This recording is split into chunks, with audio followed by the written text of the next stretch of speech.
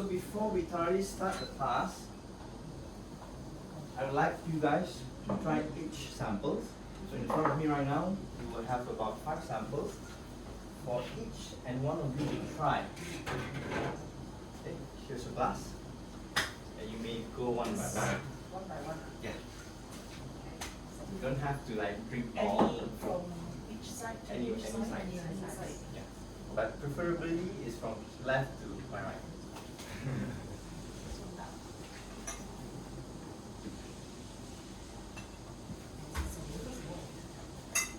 And then I will have some sticky notes. Okay. For you to write. What do you think of the samples? From the first sample to the 5th. And what could be the possibilities of answers? Smells like coffee. Okay, so you will have Robusta coffee. You have It's a Arabica. local coffee. Kopi O. You will have your Kopi O. You will have specialty. And then you will have stale Arabica. So these are the 5 possibilities answer based on the sample that I've provided. So it's for you to guess which one is which. So the first sample, is it Robusta? Is it Arabica? Second sample, what do you think? So the difference between Robusta and Arabica, what will be the difference? It will be covered later. Huh? They will be covered later. Then we have to tikam, is it? Yes. It's based on your experience first. This is very wow. So it is very important for me to understand how would you perceive your cup. Don't know.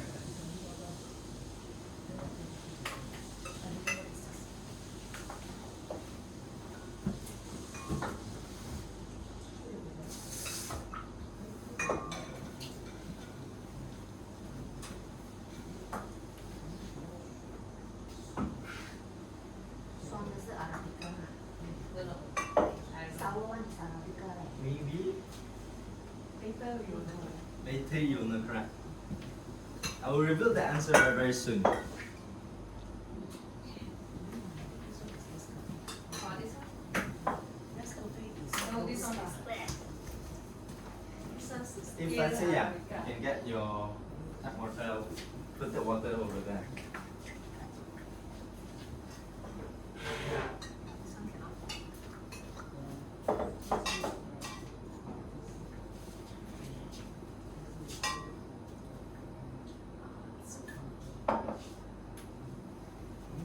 But do note that all of these samples are coffee.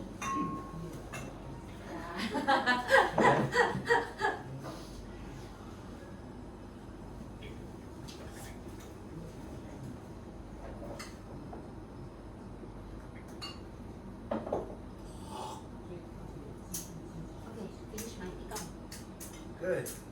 Well, I can't get anything. You can get Kopi O for sure. Coffee O and Nescafe, yes. The other 3, I don't know.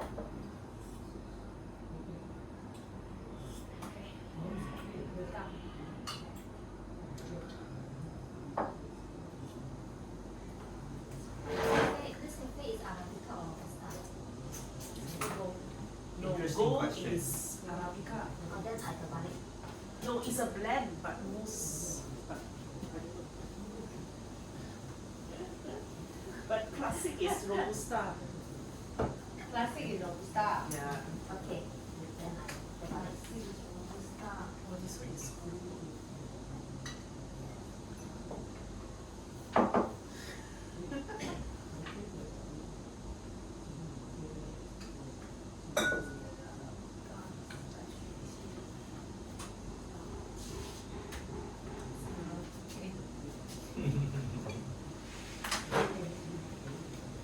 Okay lah. For them,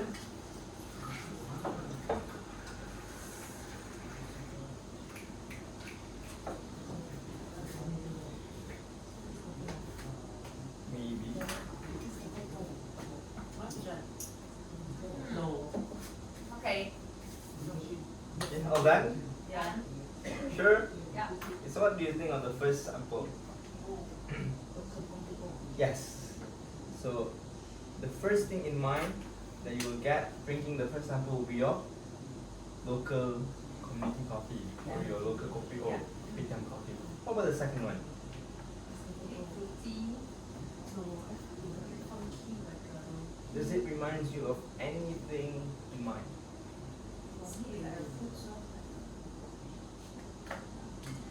it's like you know like the fermented cardboard. Never tried. Board. I haven't eaten fermented. Musty, very musty. What I say is musty. Okay. Coffee These is nice walk. are actually a higher grade robusta. Yeah. I like this the most. This is high Hey, grade ah. really correct. Why you have atas Yeah, taste ah? atas lah. It's actually quite good. Quite fruity. Oh my god. Yeah. So it's I think actually this is robusta better than or other arabica? These are robusta. Robusta. Yeah. So this is a specialty. Not specialty yet. Oh, this is It's just robusta. slightly a higher grade. But I can not detect some a fruity robusta. notes. Yeah. That's the best one. The other is sour. So the third one. That one very acidic like taste. Arabica.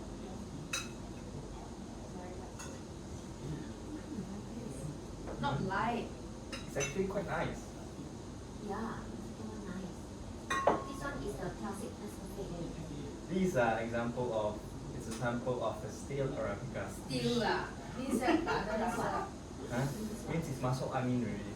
Oh, masuk angin Oh, already. I've been drinking masuk angin coffee. No wonder I like it. Yeah. But it's like Because- Because very light. Coffee you don't have an expiration date. Okay, you just have best before. Yeah. So these are stale. Very easy to drink. Way ah. past time. Yeah, easy to drink. Easy to drink. but still okay ah. Yeah. It's drinkable. It's still drinkable. You won't get stomach So ache you one. prefer this one? Is it the most preferred? Yeah, I I just think expired that has to eat her. The expired coffee. But- But this one really tastes like Nescafe. Among of a lot of students would prefer this kind of taste. It's Yeah. normal. Okay, so the next cup. The That next one cup really.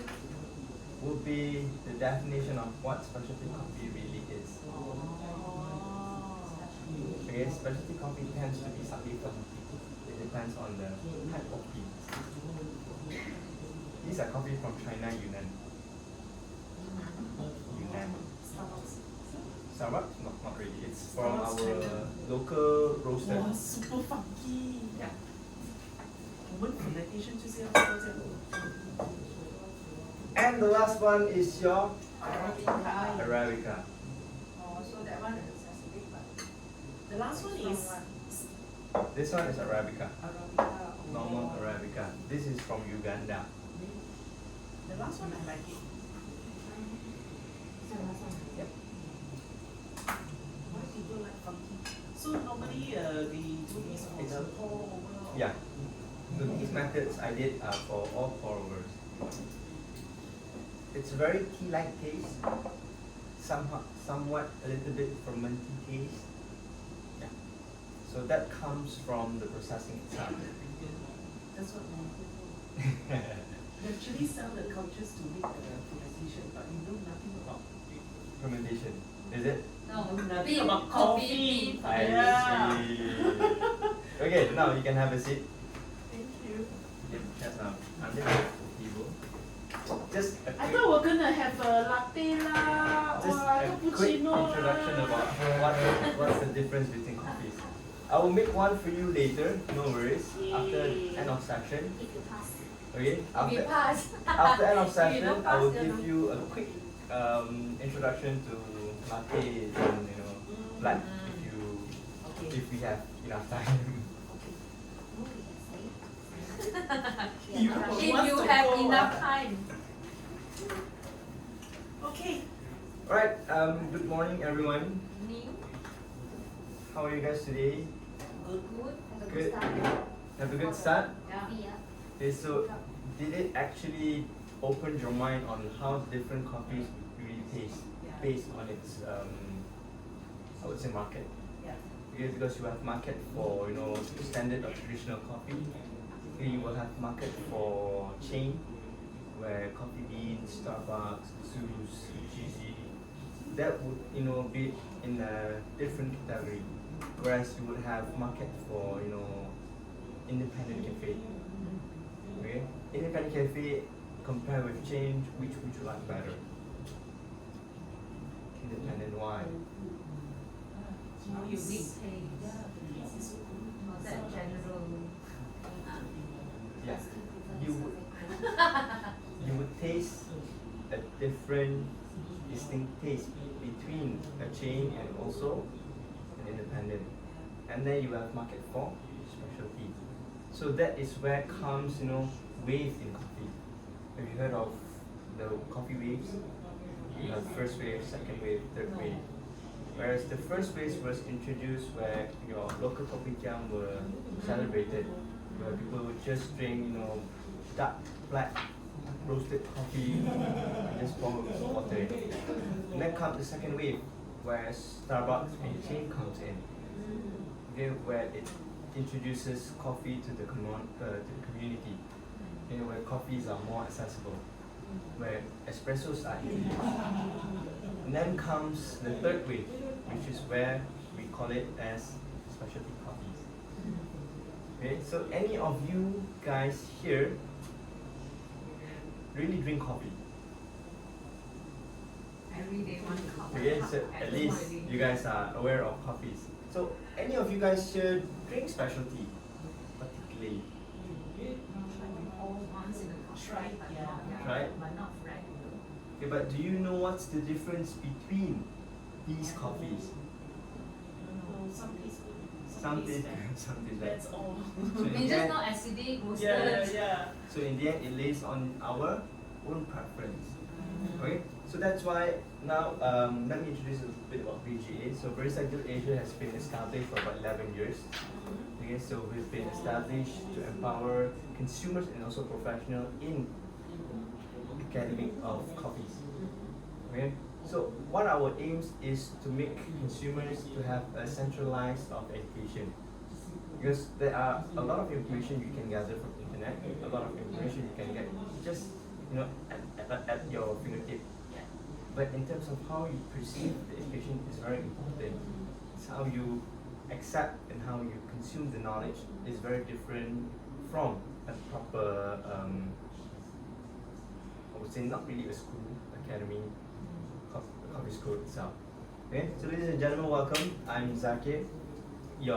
I'm the head trainer of Barista Guild Asia. Okay. So a little bit about myself. Why is it not moving?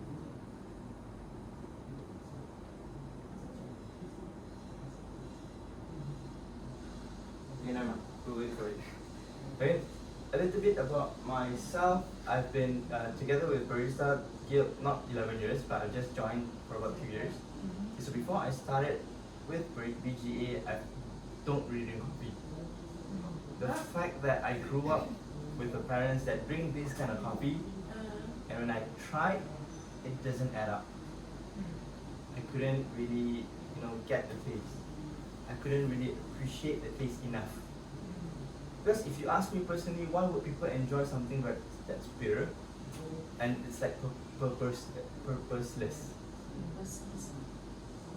You know what I mean? Yeah. So meaning some people would say these are the way to go. Hey, you need this cup every day, every morning, just to kick off your day. But if you ask me, growing up with Milo, so I'll say rather than drinking this kind of thing, why don't you drink Milo? Milo will give you energy, right? But then why would you want to enjoy something that is just dark and bitter? I couldn't find a point where I could appreciate this cup, so I chose not to. So fast forward until I end my studies, I was asking myself, what could I actually do? What is the industry really, giving at the moment, or really growing at the moment? So I did ask my dad. So my dad was like, why don't you try to venture in coffee? I was like, why should I even venture into coffee when I don't even drink coffee? This just doesn't add up. But then in the end, after a long talk with him, I challenged myself why don't I just try? Because if you don't try, you never know. So you're not a coffee drinker. I'm not a coffee drinker. So Why when are I'm you not, into coffee? I don't even go to cafes to drink coffee. Ah. I never try, I avoid to. Because to me it's just, Coffee is this. coffee is this. I never open The my exposure. eyes, open my mind to try to learn more about coffee. Okay. Okay? So I flew back to Kelantan where I started my first, maybe I would say like an internship, where I just learn a little bit more about the operation of coffee. How do you make espressos? How do you froth and everything? Okay, so when I first reached Kelantan, my uncle took me to a cafe. It is called Drum and Das. You heard of it? What? Sorry. Drum and Das. I'm from Kelantan, I also don't know. Yeah. So if you So ever you drop by visit- Kelantan, please do drop Drum and Das. Where? It's Kota Baru ah? Kota Baru. Huh? Yeah. I don't never. Actually, Kota Baru is booming with cafes. Ah. A lot of good cafes nowadays. Seriously. Okay. Seriously. Next time I go back. Drum and Das is one of it. Drum and Das. Drum and Das, Mo Lab, Oh. Ice Espresso, Aleph. There are actually quite a good cafes nowadays in Kelantan. Mm. Okay.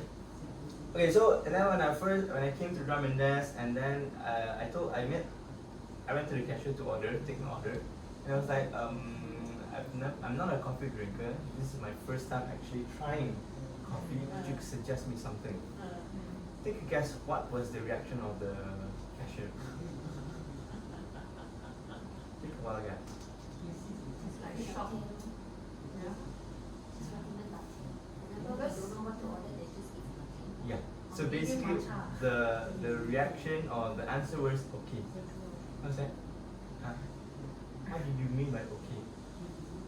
I said, it's okay, sir. You can have your seat first. Your drink will come in a while.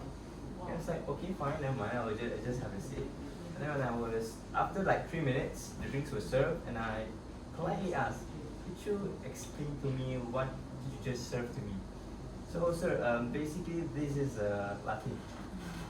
Okay, so for any starter or for any new coffee drinker, a latte will be a perfect choice for them to at least try. Okay, so it was, if I'm not mistaken, it was a Filipino. She was very good, very passionate, very polite with me and how she handles me. So at that moment, I tried my first sip, and then I would say that was my love at my first sip. Because at that first sip, it changed my perspective totally about coffee. How would this cafe coffee like differ to your local kopitiam?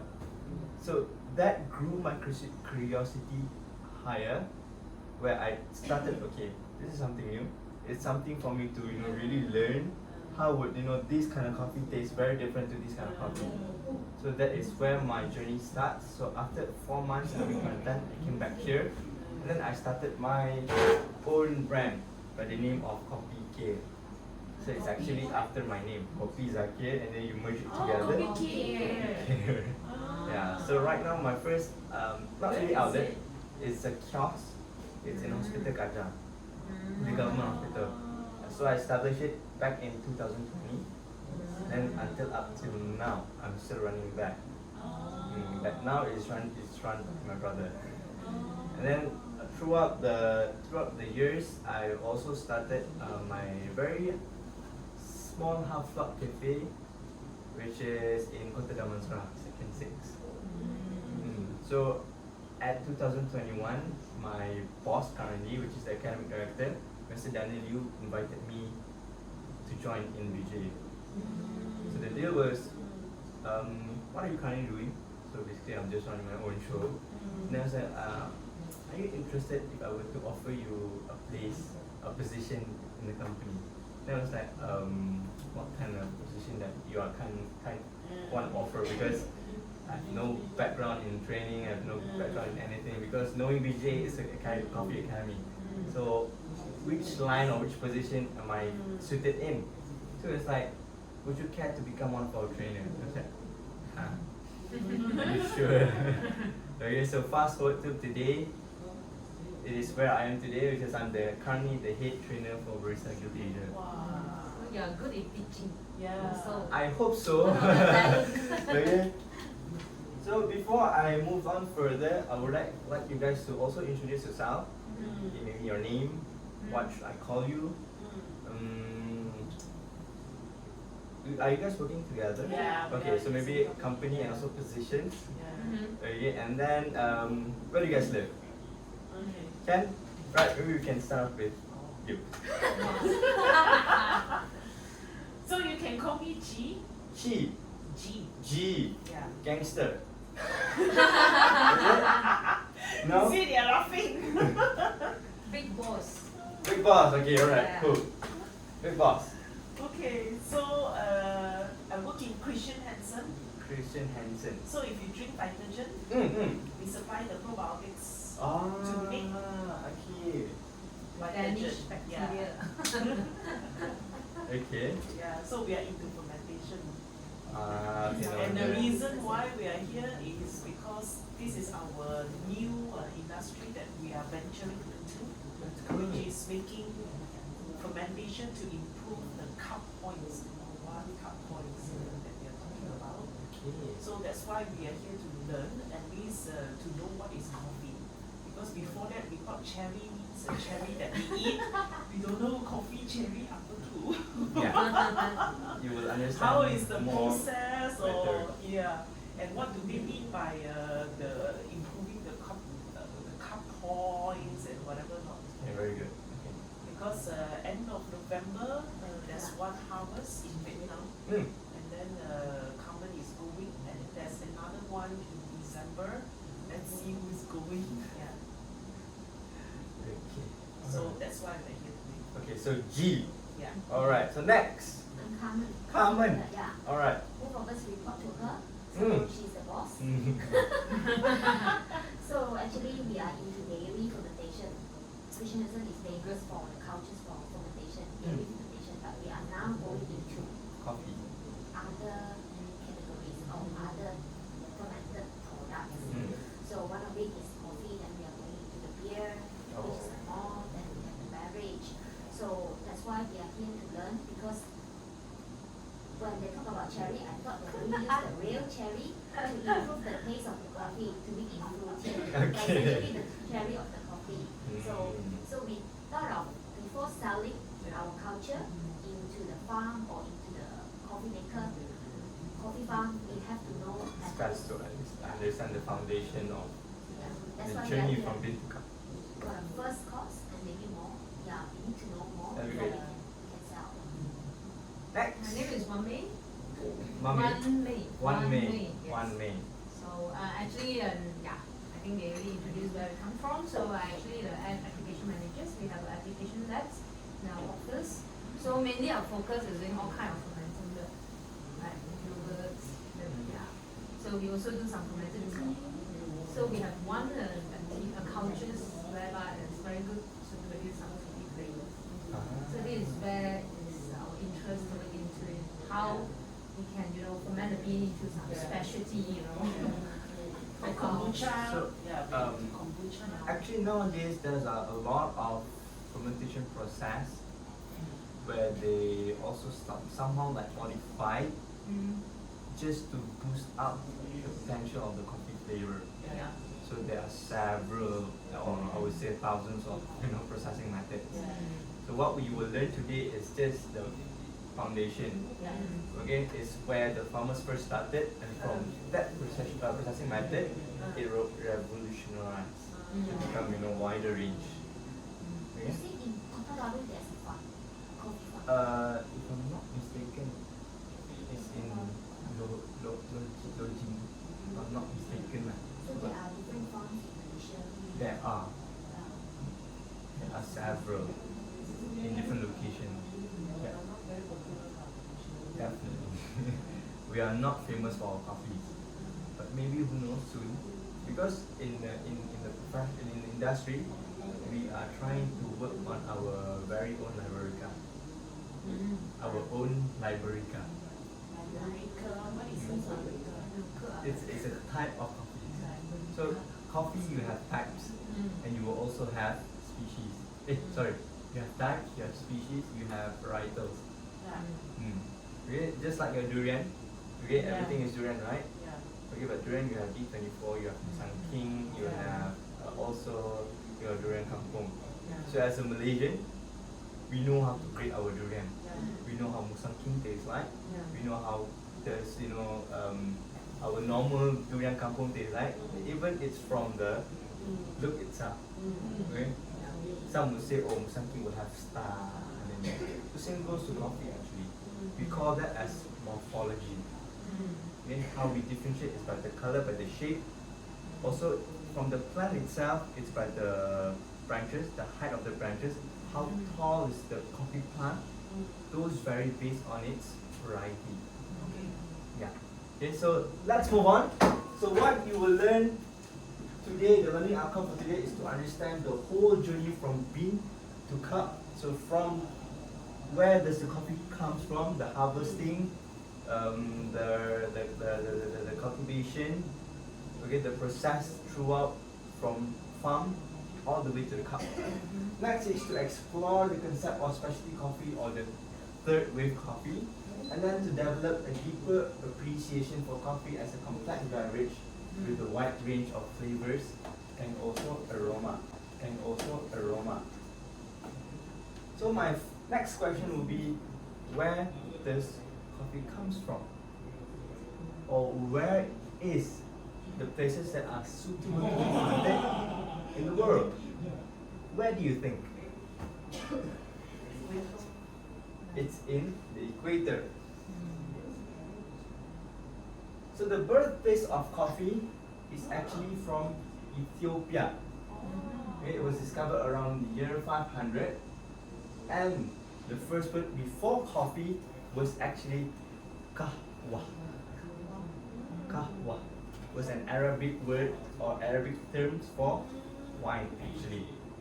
Because previously, okay, wine was already a culture, was it? Okay, people drink wine all around.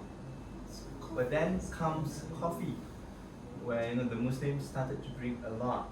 So where they call it as kahwa, the wine of Arabs. Yeah. Okay, so back in the days as well, coffees are very controlled. Not everyone's are accessible towards drinking coffee. Okay, and then previously they would call any coffee shops as penny university. Penny university. Why? Because for a penny, you would gather a lot of information. Because previously, okay, those with knowledgeable people are only allowed to attend any coffee shop. It's more towards like sharing session where us as rakyat marhim or normal people are not allowed. Even female were also not allowed to drink coffee back in the days. Yeah, not so sure why was it so restricted. Premium. Yeah. Okay. So have you heard of the legendary goat herd by the name of Kaldi? Okay, so back in the days, how far true of this story I'm not really sure, but how was coffee found? So there was one day there was a goat herd by the name of Kaldi. Okay, on a normal day he brought his goats for normal lunch, and then at that particular moment he saw the goats was jumping around, was very hyperactive. So at that moment he was curious, what happened to my goat? Why suddenly so jumping here, so happy, so activated? So he saw that the goat was actually eating a red cherry fruit. So he then tried himself, and then at that moment he also felt activated, so energetic. Luckily nothing happens to the goat. Okay, so he was very excited. He brought some seedlings back to let the old elderly try. But when the elderly tried, they say cannot. This is haram because it gives you an effect.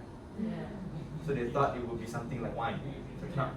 So they threw it in a fire. So and in the fire it starts to roast. Okay, it produces very good aroma. So they try to salvage it. So they pour water in. They quench it so that becomes your beautiful cup of coffee. So how far true of this story, I'm not actually sure. But this story was brought down, from time to time. And if you meet any professional, the story will be very different. Okay. If we But just eat the cherry by itself, what it's like sweet. It's very sweet. Oh, it's like a sweet fruit. It's very sweet. Oh. But it's actually not as edible. Oh. Very good. But why is it so small, the seed so big? This is just an example. Oh. This is not the The actual, real one can be very big. slightly bigger. It's actually this size. Oh. This one really dry. This one. Oh. It's actually that size. But that one is already dried. Mm. Yeah. So it's actually around that size. Good. And then from Ethiopia, it flew to Yemen where coffee was first cultivated. Okay. In Ethiopia, coffees are mainly grown in the wild.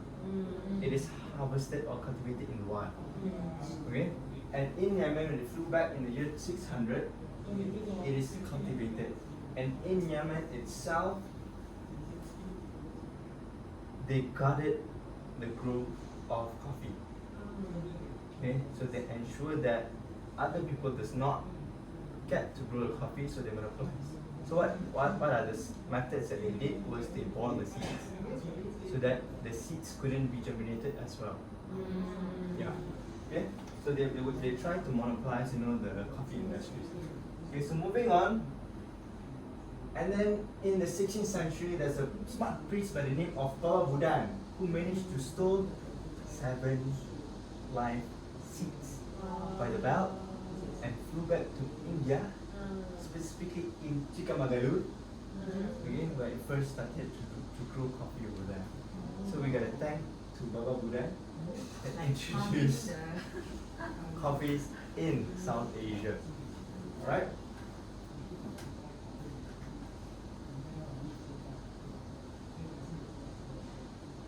So, and from India, because back in the day it was controlled by the Dutch East India Company, so it was brought back to Dutch, where they themselves tried to grow their own coffee, but couldn't really grow because, in terms of the weather, it's not suitable for growing coffee.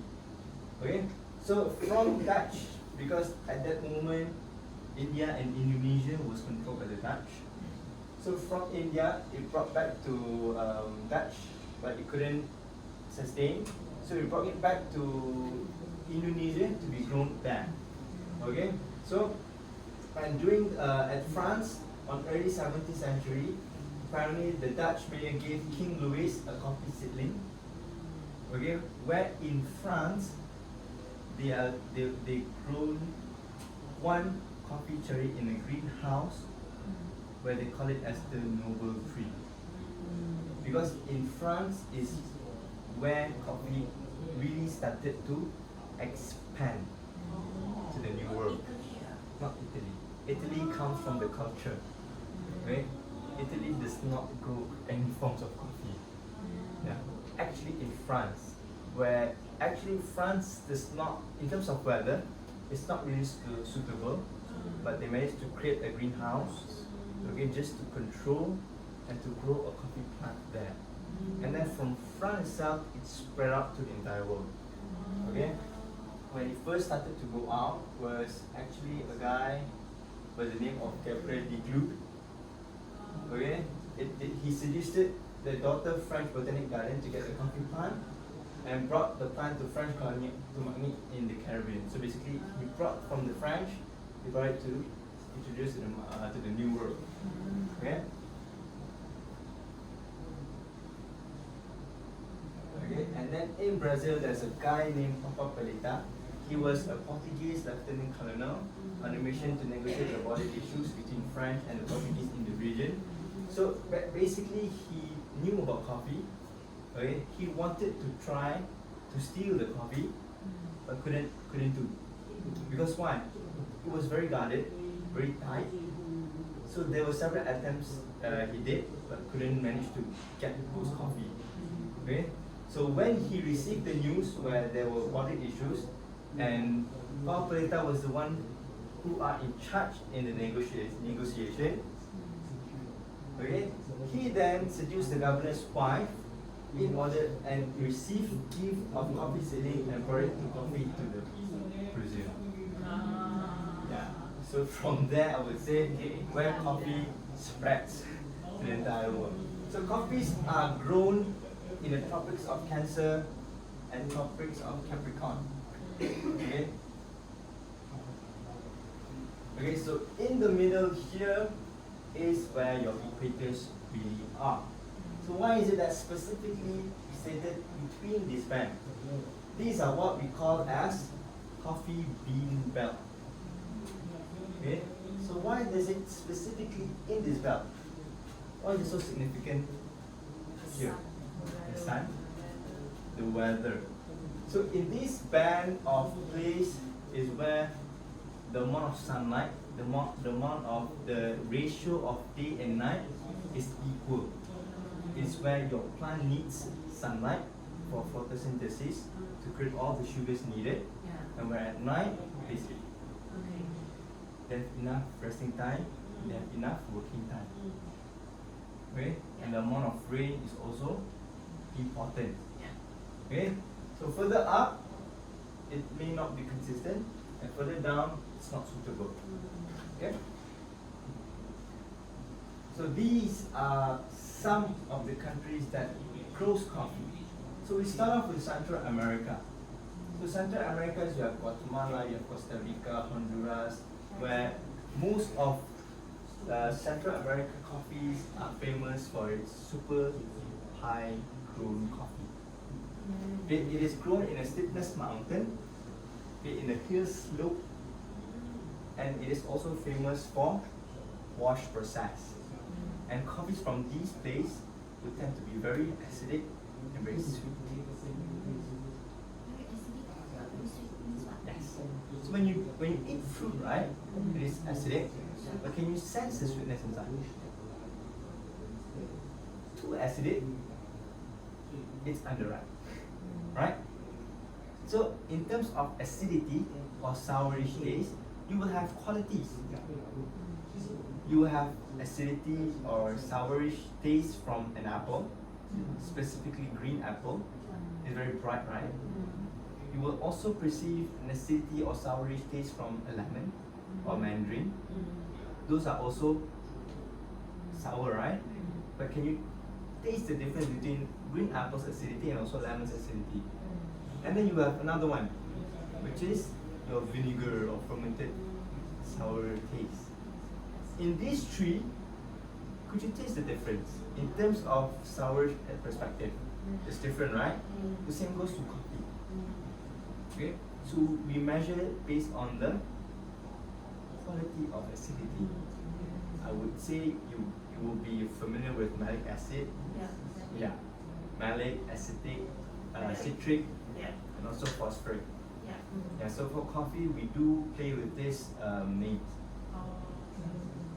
In evaluating your coffee's quality, you also would evaluate the quality of the acidity. Okay. So all this acidity is due to the fermentation or the bean itself? Due to the fermentation, and also to ensure that the coffee is ripe enough. If it's underripe, it tends to be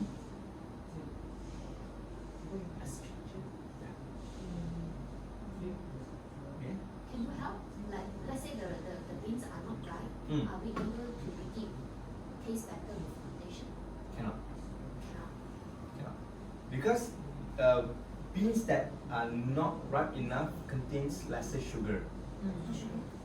Lesser amount of sugar inside. So in terms of fermentation, in terms of roasting, will not help enough.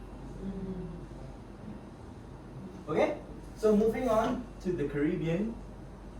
Okay, there's a place in Jamaica where it is famous for its Jamaica Blue Mountain coffee. The Blue Mountain, I thought it's Hawaii. It's Jamaica. Okay, and then in Jamaica itself, there are only 3 certified farms that can only be called as Jamaica Blue Mountain coffee. Other than that, it's just Jamaican coffee. Okay, other places that want to claim Blue Mountain is actually bullshit. Only in Jamaica it is called as Jamaica Blue Mountain. Only 3 farms or 3. Yeah, 3 farms. Blue Mountain. Yeah. So why is it called Blue Mountain? Blue Mountain. Because the mountain is blue. Because actually by fact, from afar, the mountain does look slightly bluish. It's because of the mold that grows on the rock and on the mountain. The mold. Yeah. Okay? And then in the US, is there any places that grow coffee in the US? You just mentioned one just now. Hawaii. So Hawaii grows the famous Kona coffee. Kona. Kona. And then there are another 2 more places in the US, which is California.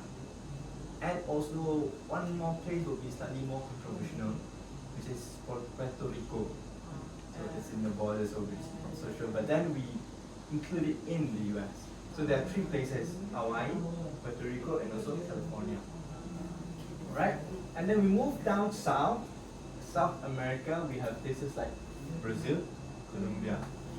So Brazil, you cannot deny, is the world largest coffee producer.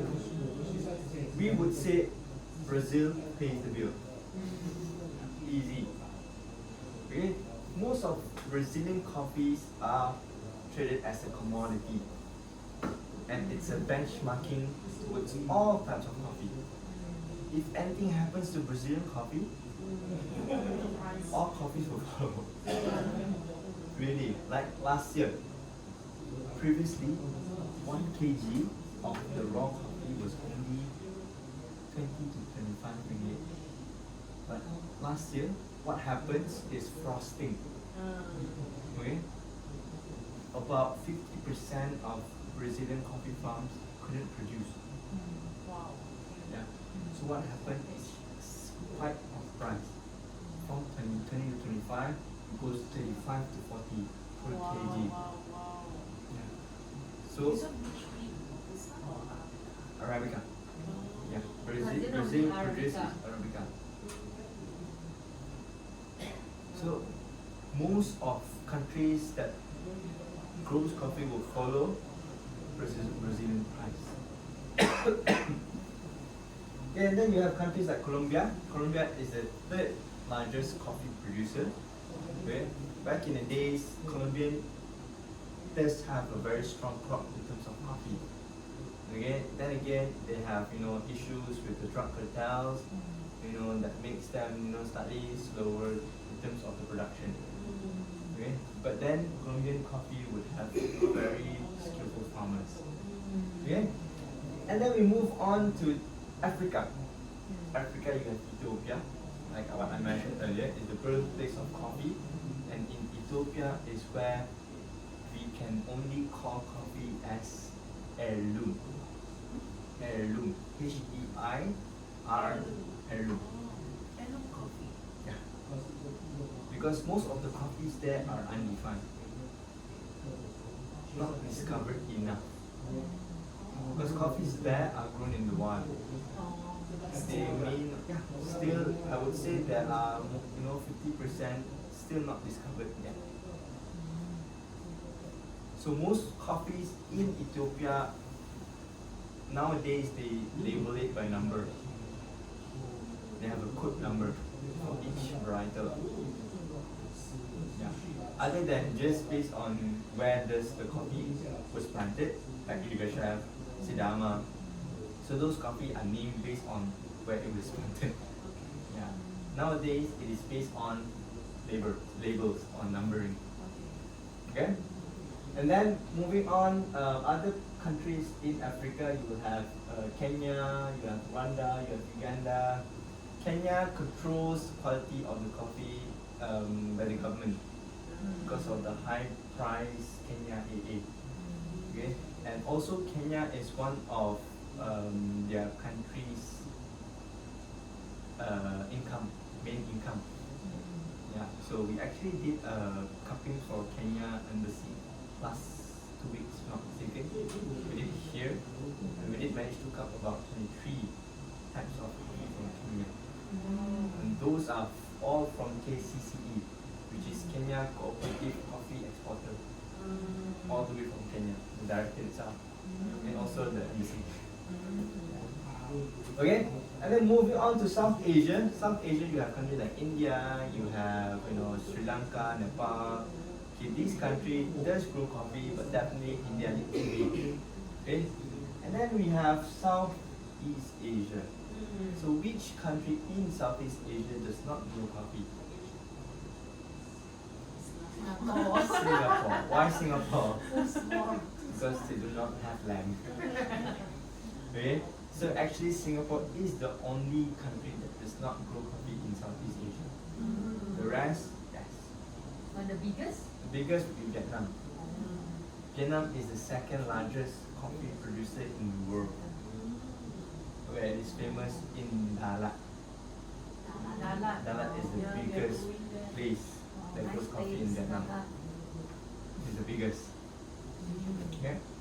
So second tier you have Indonesia in Southeast Asia. Indonesia will be around top 4 or top 5 world producer. And in Indonesia you have several islands that grows coffee, such as Sumatra, which is famous for their mandolin. And then you have Sulawesi, which is famous for their Toraja. Okay. And then you have Bali with their Kintamani coffee. But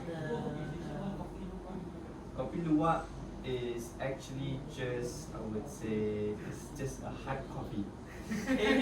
Nothing really nice there. And amongst of all the professional, we try to not promote or advise anyone drinking it. Yeah. Because what we perceive is, back in the days, it comes naturally. But nowadays, it's force feeding.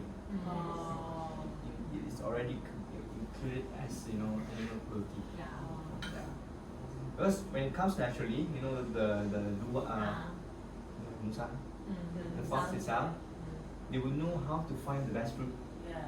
That is where people will perceive, very very nice coffee, because they find the right food, the sweetest fruit they know how to find. But nowadays, when you force feed, it's just whatever coffee that you want to feed is just based on that. Whether it's nice or not, it's just a matter of how we should They proceed. don't want to eat also cannot force. There are several exotic, Yeah. coffee. I would say coffee processing maybe. Okay, one of it is luwak. One of it is from elephant poo. Elephant ah. Yeah, that if I'm not mistaken, competition in the summer. That comes now.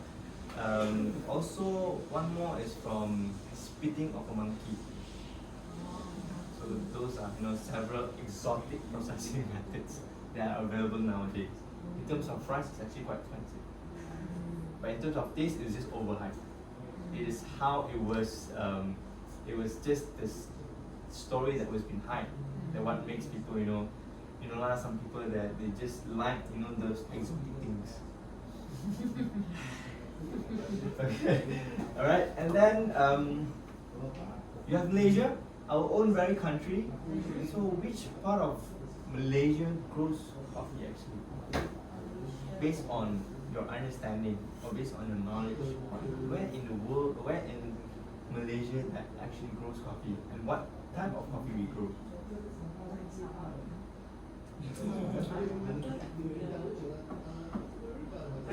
Sabah we only saw one. Johor. Johor, very good. Sabah, very good. One more. Pahang. What is the biggest one? Pahang biggest mah. Got a lot of durian. Okay, so where is it in Malaysia that we grow coffee? First, it's Sabah. Sabah, we grew two types of coffee. Sabah in Ranau, we have Arabica. Actually, we grew our very own Arabica, and most of it comes from Sabarica. Sabarica. Oh, the name called Sabarica. Yeah, so it's actually, I would say it's a movement. It's not really, it's a group. So the founder itself, Jack Lee, what is his responsibility is he moved from kampung to kampung to urge the villagers to grow one for each. because it could be one of their source of income. Also, to start growing our very own. Okay, we already did back in 2017, already started, and as of this year, our coffees are improving very, very well. Okay, and then in Johor, we are famous for our Liberica. Okay, mainly in Batu Pahat, there are 3 places that are famous, which is first, definitely your Kopi Pak 34. But Kopi Pak 34 is in Muar, not mistaken. Yeah. Yeah. 3, 4. 434. Oh, by the way, your Kopi Tenung. Have you heard of Yeah, Kopi Tenung? Tenung is in Sabah. Yeah. Ah, But Tenung. those coffees are Robusta. Where in Johor is famous for their Liberica. So one in Muar is for Liberica. Is Arabica. Liberica. Arabica is a type of Arabica or? It's a type of coffee. Oh. Yeah. Used in the 434. Yes. So our local coffee all Liberica. Our local brand, yes, but some are still using Robusta as well. Arabica doesn't, no correlation with Arabica. No, they are brothers. Okay. Taste and very Very different. It's just that I do not have samples for Liberica just yet. But actually, Liberica tends to taste very, very sweet in comparison with Arabica. So, if you ask me as my personal personal opinion, I would say majority of Malaysians would like Liberica better. It's sweet, it's less acidic. You will taste a robust taste in terms of the finishing. So the 431 is the one. 434. And then you have places like in Batu Pahat, you have My Liberica and also House of Candle that grows Liberica coffee. Also in Selangor, we also do have, it's in my Serdang there. Sudah. And then our Kopi Kedah, Nescafe Kopi Kedah, is actually those are Robusta. Kedah. Nescafe Kopi Kedah, those green bag ones, those are Robusta coffee. Okay, and then you have countries like Thailand, which is famous for their Doi Chong, Doi Lok. Yeah, a lot of Thailand coffees now are also producing specialty graded, but mostly consumed internally. Same goes to most of our coffee is not it's not enough to be exported outside. Most of it are consumed internally. Okay, then you have countries like Myanmar, Cambodia, and Laos. Okay, these 3 countries are barely starting. Okay, most of the places there would start because of aid from other countries or some budget from companies. Okay, Myanmar is also already starting to grow specialty. Okay, Laos, most of the the farmers will supply to Thailand. Okay, and then Thailand will claim that as our own Thailand coffee. And then Cambodia is just barely starting. Right? Okay, so if you notice, these 3 circles are a reference of how coffee will taste different from region. Okay, so coffees from America would taste more mild and balanced, nutty, spicy and mild acidity, whereas coffee from Africa would tend to be slightly bright, acidic, fruity and medium body. Countries from Asia would taste more earthy, chocolatey, sweet and heavy body. Heavy body means high in mouth feel. Also can be called as gao. For These question for Vietnam, what they grow type of Robusta.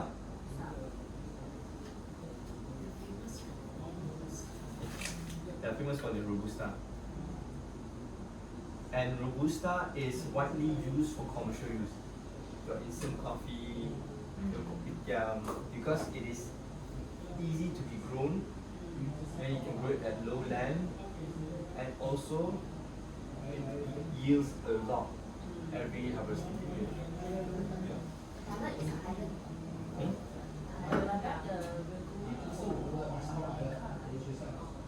That we have both.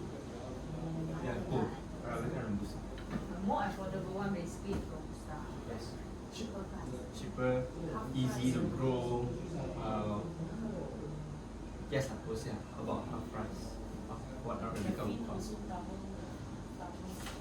Correct. Okay, so let's move on.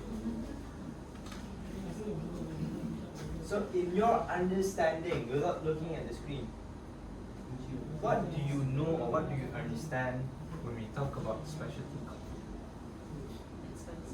Expensive? Okay, that's one thing. Sure. Special. Specific Yeah, taste difference. aroma or yeah. Funky taste, yes. Exotic. Yeah. Exotic. Not normal. Abnormal. What else? For pour-over. Mainly for pour over, yes. Not common, very good. It's a very strong keyword. Not common. Have a look. Yeah, continue. Yeah, yeah. Alright, so what else?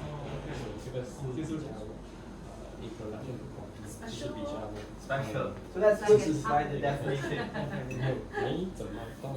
So specialty coffee is defined as a crafted quality coffee-based beverage, which is judged by the consumer in a limited marketplace at a given time to have a unique quality, a distinct taste, and personality different from and superior to the common coffee beverage offering. Could you taste a difference between this and this? Is this your regular cup of coffee? No. Okay? This does not remind you of your typical coffee. So that is one important characteristic of how specialty coffee should be.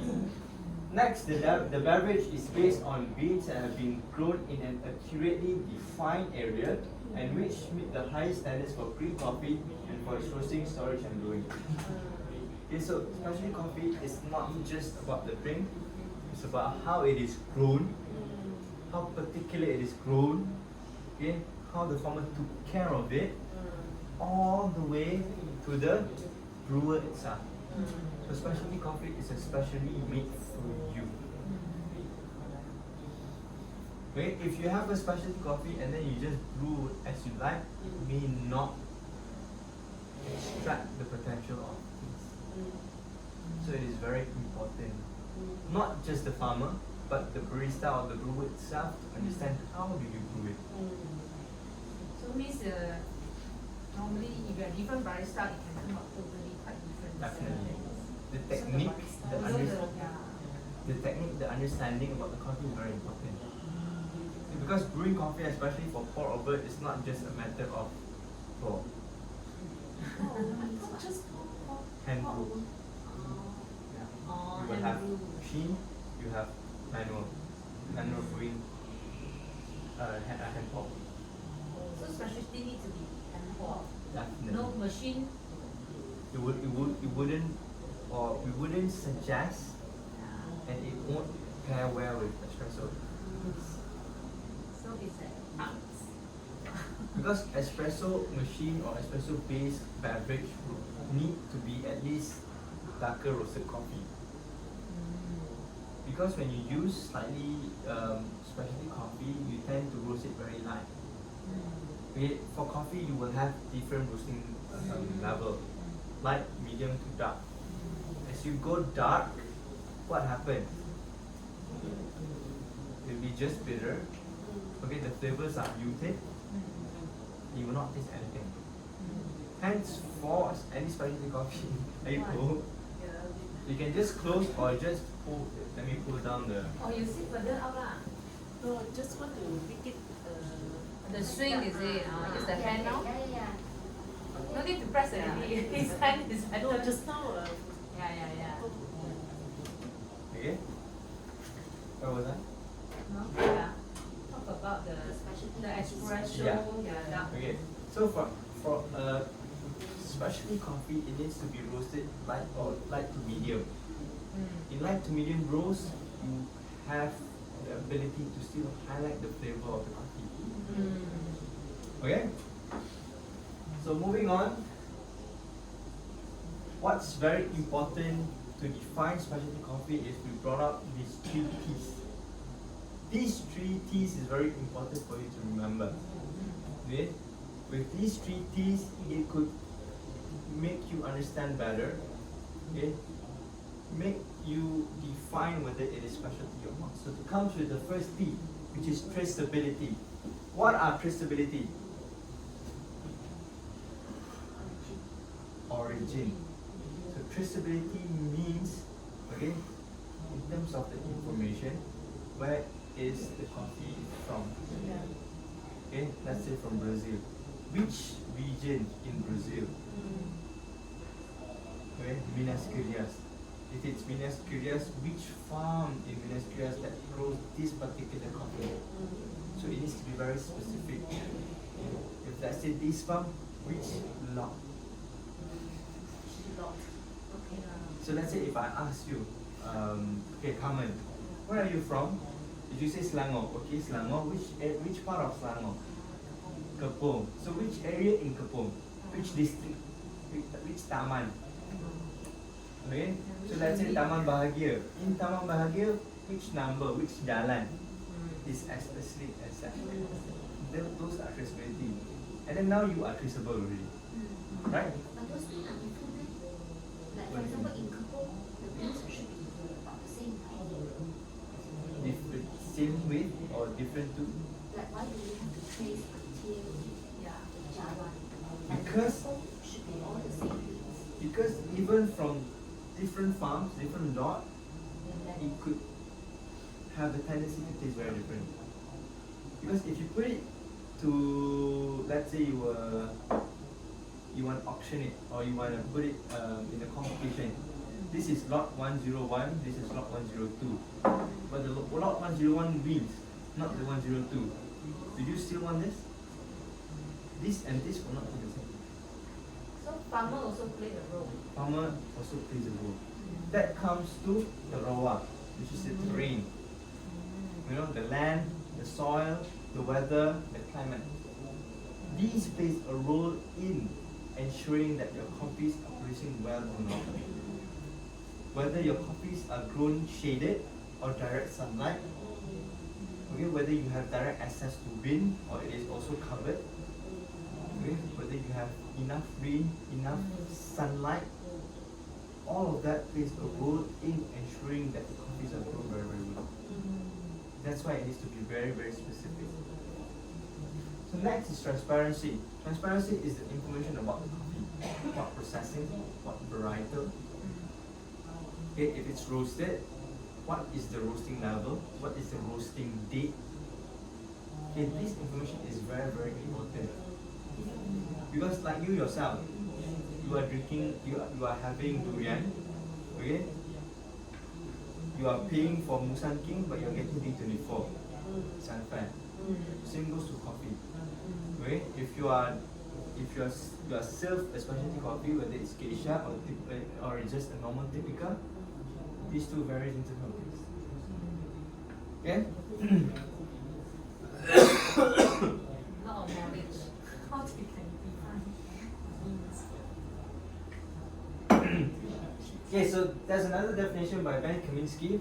So specialty coffee is extracted coffee of any concentration, where by virtue of its flavor alone, one could derive some sense of that coffee's high quality of picking, country of origin, variety, terroir, and or processing. So this is what we call as price point reference.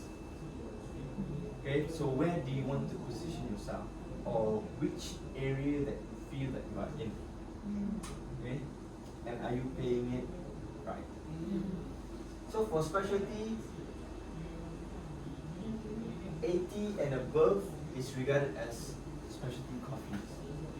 80 means what? 80 means Means what?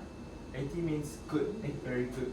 Oh, it's a score. It's a score. It's not like Oh, 80 so euro not per 80 kg or whatever. No, Yeah. these are It's just a points. score. These are score Oh. points. So this one is what you call it cup points or? Yeah, I think it's about your cup points. Okay, so Cup point is what? let's- CUP ah? See the cup.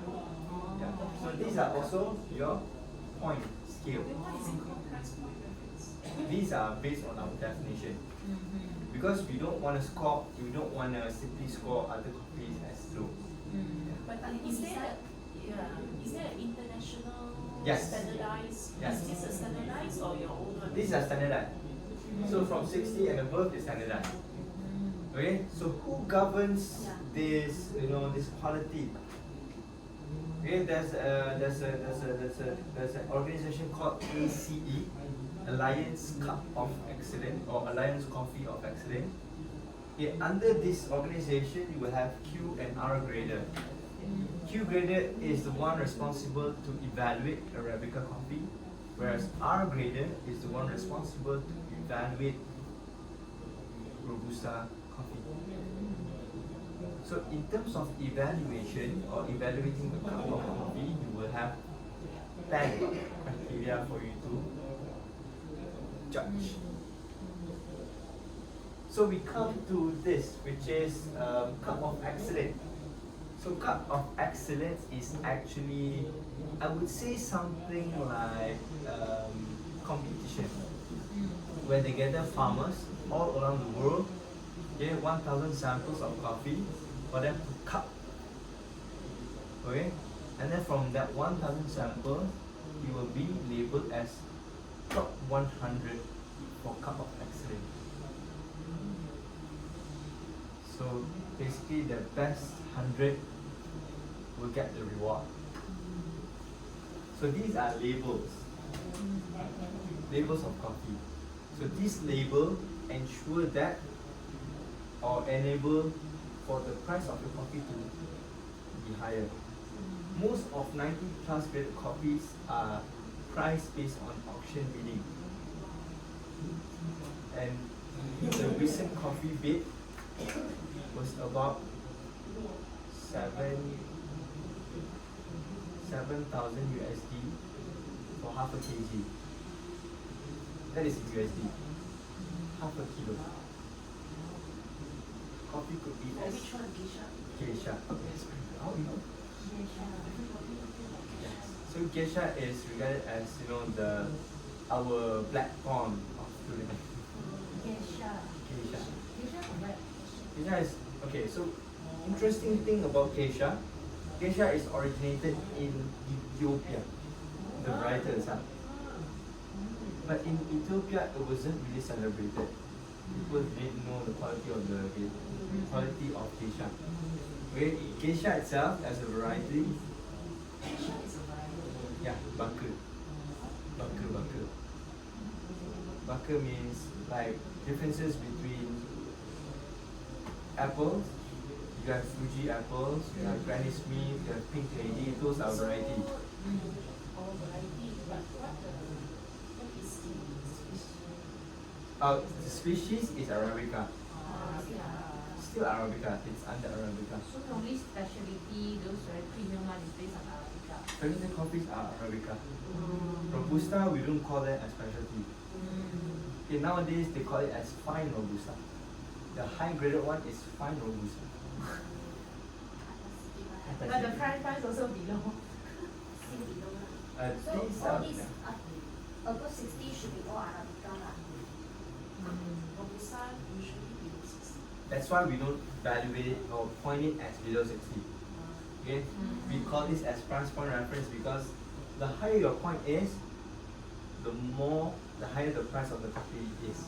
So means you will grade the other under 60 Yeah. no That's grade. why after below 60 there's no more point. It's just the differentiation. Any Robusta that can achieve high 80, yes. There are good Robustas actually. When you drink that Robusta, it's like because our customer we want to achieve a cup point of 82 for Robusta. Robusta. That's gonna be quite a challenge. So they want to see if our fermentation The Robusta would have this distinctive taste of very rubbery, plasticky taste. And most of Robusta coffee would taste like that. I'm not so sure what went wrong there, in that area. Where is it grown? Or is it grown to near something else? Because it would easily absorb things. Yeah. And how would you took care of the coffee? Also plays a role. Organic, inorganic. Yeah. And then 90 plus is a private entity where they work closely with farmers in producing 90 plus graded coffee. Okay, and then BOP is also about the same as COE.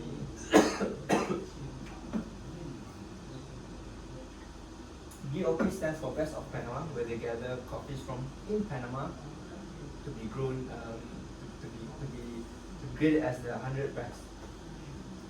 Okay, so let me continue in terms of the geisha story.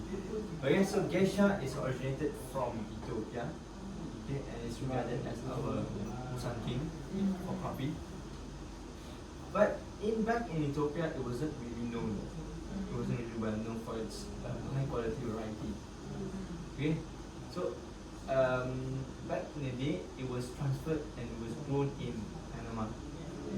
Okay, it transferred from Ethiopia flew to Panama, and in Panama, the geisha variety was really celebrated.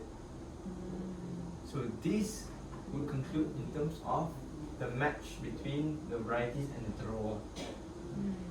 Okay, a good land and a good coffee variety mixed up together produces one of the most expensive coffees in the world. Do they say like the wild one will be higher price because wild, right? Yes, it's based on auction bidding. Okay, in the end, 90 plus grade coffees all are based on auction bidding. There's no price tag for it. Okay, and then micro lot is something like I shared to you just now. The specific lot, it needs to be from there. Okay, not from your neighboring farms. Okay, and then an AT is actually your technical definition of what specialty coffee really is. So one thing that is important other than those three T's in specialty coffee area is where we call as defect free. Coffees have defect. Okay, what an example of defect you can look it inside. Okay, you have black bean, you have unripe beans.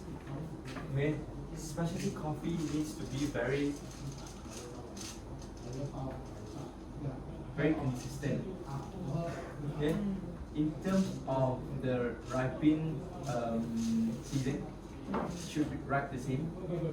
In terms of the size, it needs to be the same.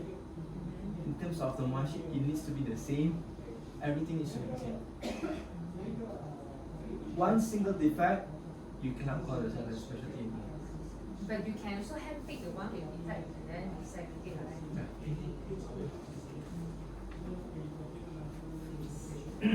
Okay.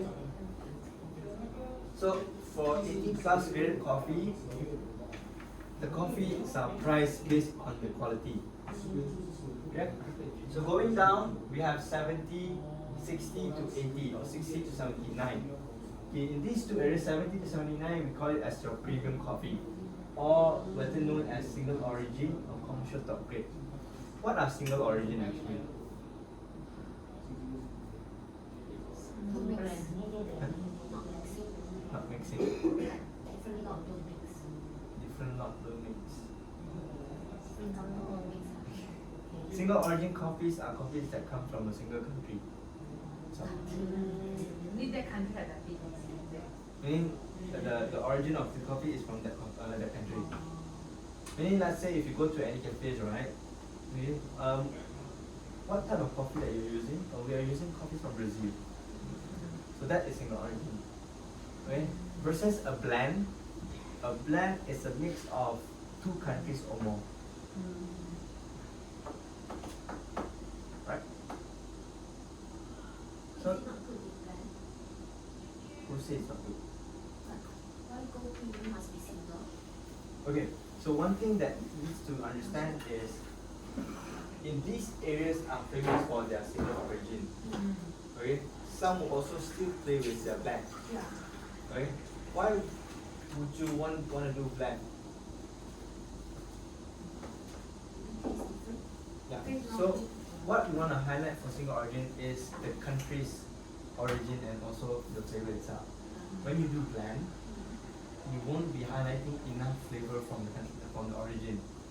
You will create a different set of profile, okay, more complexity in terms of flavoring profile.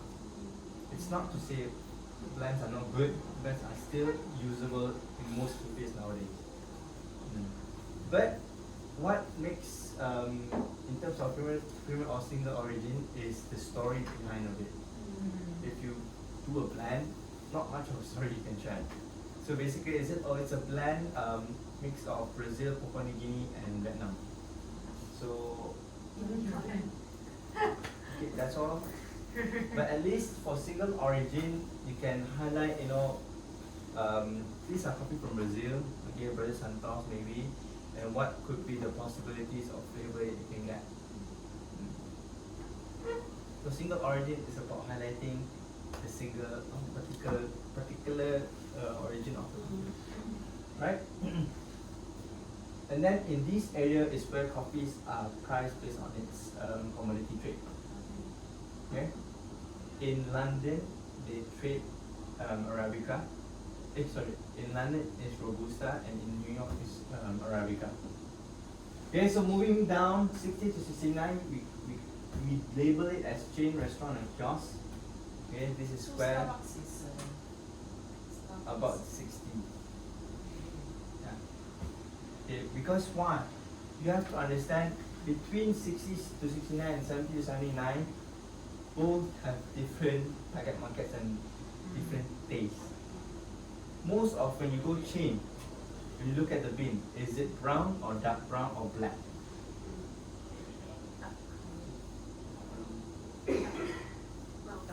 Brown.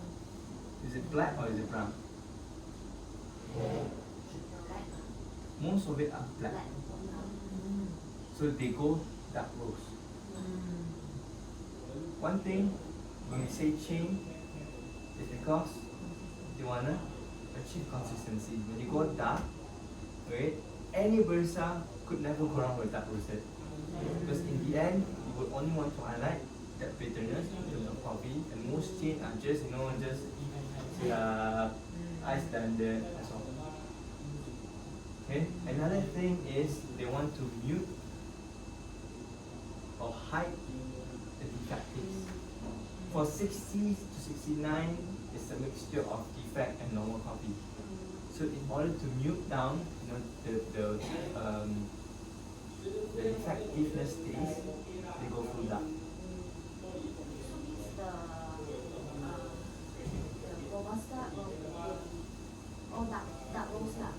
Not all, actually. Not all. Because these are based on the common coffee that have been consumed in the market currently. Yeah. Because most of the coffee does not use, most of the cafe does not really consume Robusta as a whole bean. Yes. Okay. The taste of Robusta is quite standard. So coffee all Nescafe Classic. Yes.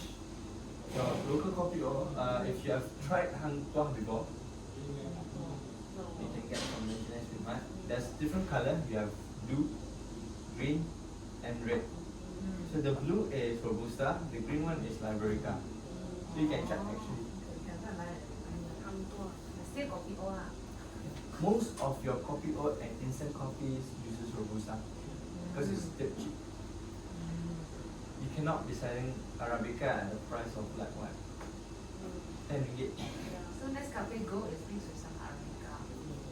Yeah, when they say mixed is in terms of ratio, how many percent mixed with Arabica. If I put in 1%, I can already claim it as campuran Arabica dan Robusta.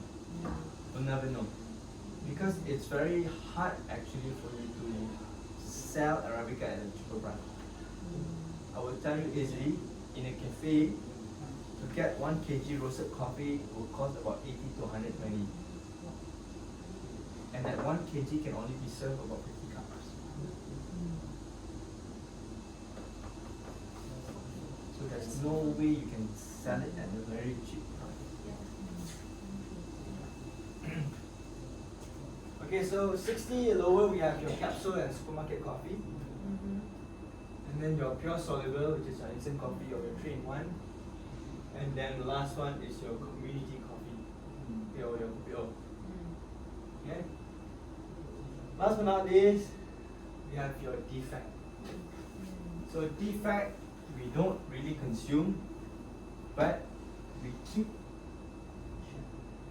and extract out the caffeine content only for the purpose of your, energy drinks, your soda, and also for some other beauty products, such as your shampoo, with your skin lotion, and so on. Questions so far? Very interesting coffee. Right. So moving on. So worldwide, in terms of coffee economy, 500 billion cups are served per year. Okay. Coffee is world's second most traded commodity. Global coffee production in 2022 is about 166.63 million 60 kg bags of coffee beans. So not bags as in small bags, it's those jute bags. So inside a jute bag would weigh about 60 kilograms. So in this picture. Okay, so about 166 million of that 60 kg jute bags. Okay, so the top three coffee producing countries are Brazil, Vietnam, second is Vietnam, third is Colombia. Top three coffee importing countries are US, Germany, and France. Top three consume most coffees are Finland, Norway, and Iceland. Interesting, right? There's no Italy here, right? Yeah. Yeah, because basically they would count it as per capita. Wow, the consumption per capita is about 60 cups. Wow, that's a lot. Wow. 每个人平均60 It's a shocking news, right? Yeah. Yeah. Because most of these are places that are outside Korea. Okay. So let's move on. Yep. So now is understanding. Now we understand where coffee comes from. Okay. What are the types of coffee beverages or coffee markets are? Okay, between those between different segments. Now we want to understand deeper by understanding what's inside your cherry. Some coffees are from the family of Rubiaceae, and the genus are Coffea. Okay, and the species, we have 5 main species. The first one would be the Arabica. Next you have Robusta, you have Liberica, you have Excelsa, and Eugenioides. Why is it so big for the huge? No, it's just to make it nicer. Nothing significant in terms of the shape. Okay. Okay, but among of these 5, only Arabica and Robusta is in the market share, whereas Arabica is about 70% of the market share. Robusta is 30%. Oh, that's still a yeah, I thought it's bigger for It is only consumed or used for the purpose of instant, but mainly worldwide. Most of it are used for cafe purposes. Liberica is yet to be sorry? Yeah. Right now, scientists from the US are looking for Liberica. Actually, Liberica was a hit back in the days. Okay?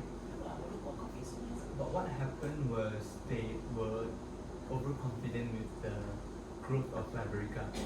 Liberica can be grown in the lowland or lower altitude, yes.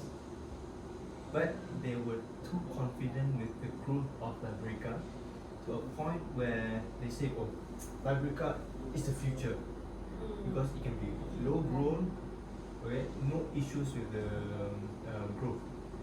So one day, what happened was all the plantation of the Liberica all died.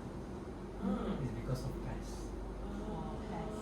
After that incident, Liberica was forgotten in the industry.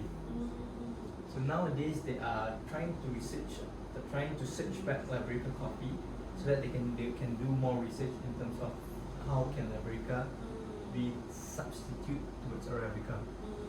with the global warming happening now, actually Arabica is facing very dangerous. What do we call it? Threats, yes, toward extinct. Wow. Because Arabica can only be grown at an island. Okay? Let's have a look at the difference between Arabica and Robusta. Based on this picture above, what can you tell the difference in terms of these two species? The shape. Yes, shape. So in front of you here, I have an example of a raw Arabica and also a raw Robusta. You can look at the shape. Arabica tends to look slightly more oval, where Robusta will be slightly more roundish. And at the center, Robusta will be straight, whereas Arabica would have slightly curved shape. Okay? And then also in terms of the caffeine amount, again you can have a look. Caffeine content for Arabica is just about 0.8 to 1.4%, whereas Robusta is 2 times or 3 times more caffeine amount. Instant coffee. Hence that is why if let's say from a normal coffee or drinker, if you were to switch to a cafe setting coffee, you will not get enough actually. That's why Vietnam cannot drink Vietnam coffee. I think they are using the Robusta. Yes. So if let's say you bring those kopitiam, it is not as cow because it's already diluted, but you can get the kick or you can get a headache faster because of the caffeine amount. Okay, and then the chromosomes, Arabica is 44, Robusta is 22. Also, Robusta, the scientific name for Robusta is Canophora, right? And the years to flower both are the same, 3 to 5 years to flower. Time between flowering for Arabica, it took around 9 months, whereas Robusta is about 10 to 11 months. Okay? So once a year flowers About once a year, or it's about like early or end. So normally it's End of the year. Depends. Different region will have different harvesting period. Some places is end of year, like Ethiopia is end of year as well. Okay. Even though Robusta takes longer time, but it yields more.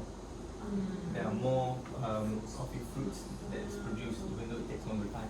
That's why people tend to grow a Robusta cheaper and also for the purpose of commercial.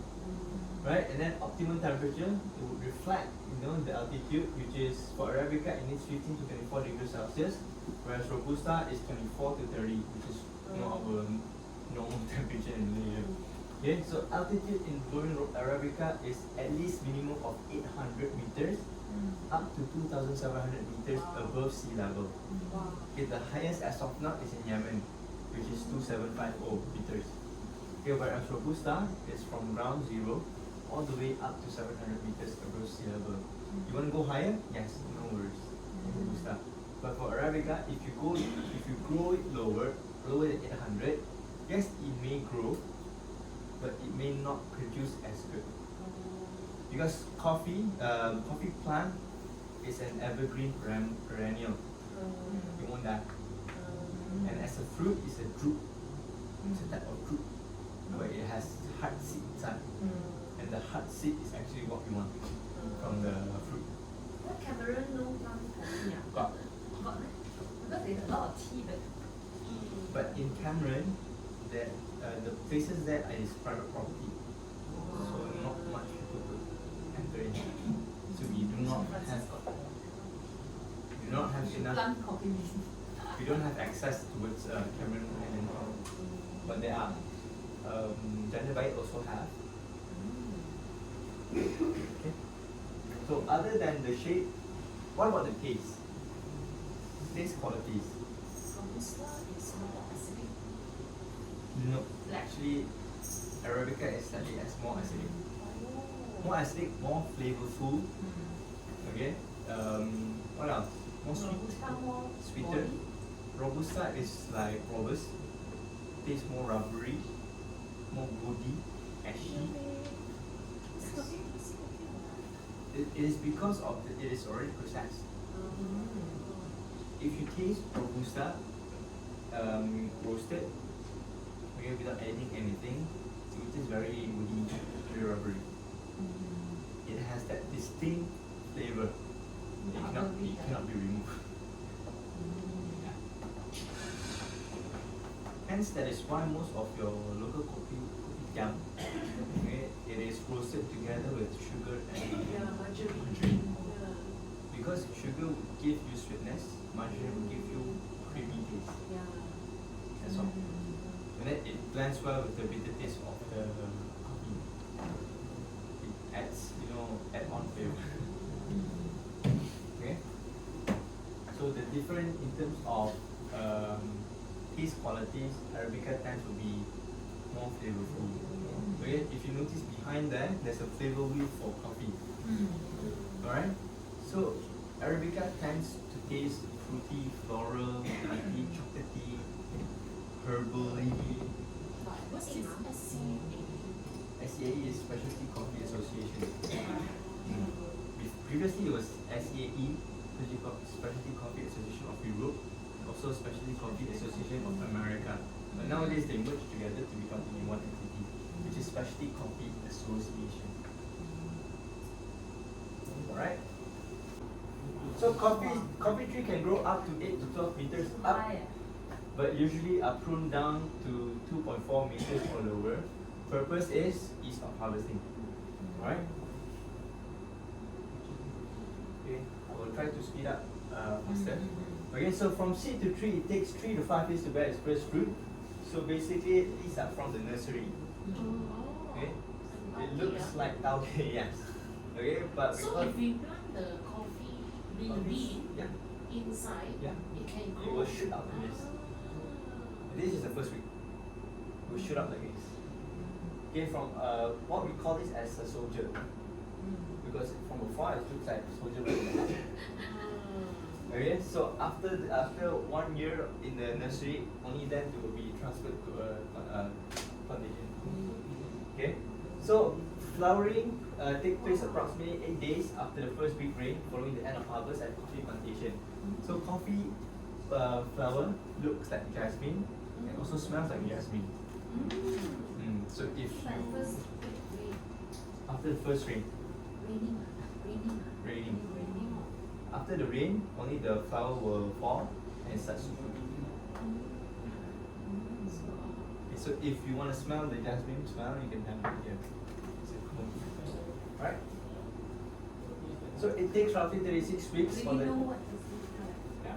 So if you But go this is to the coffee No, flower. this is flower, this is a colonna. just a jasmine color. Yeah. Okay.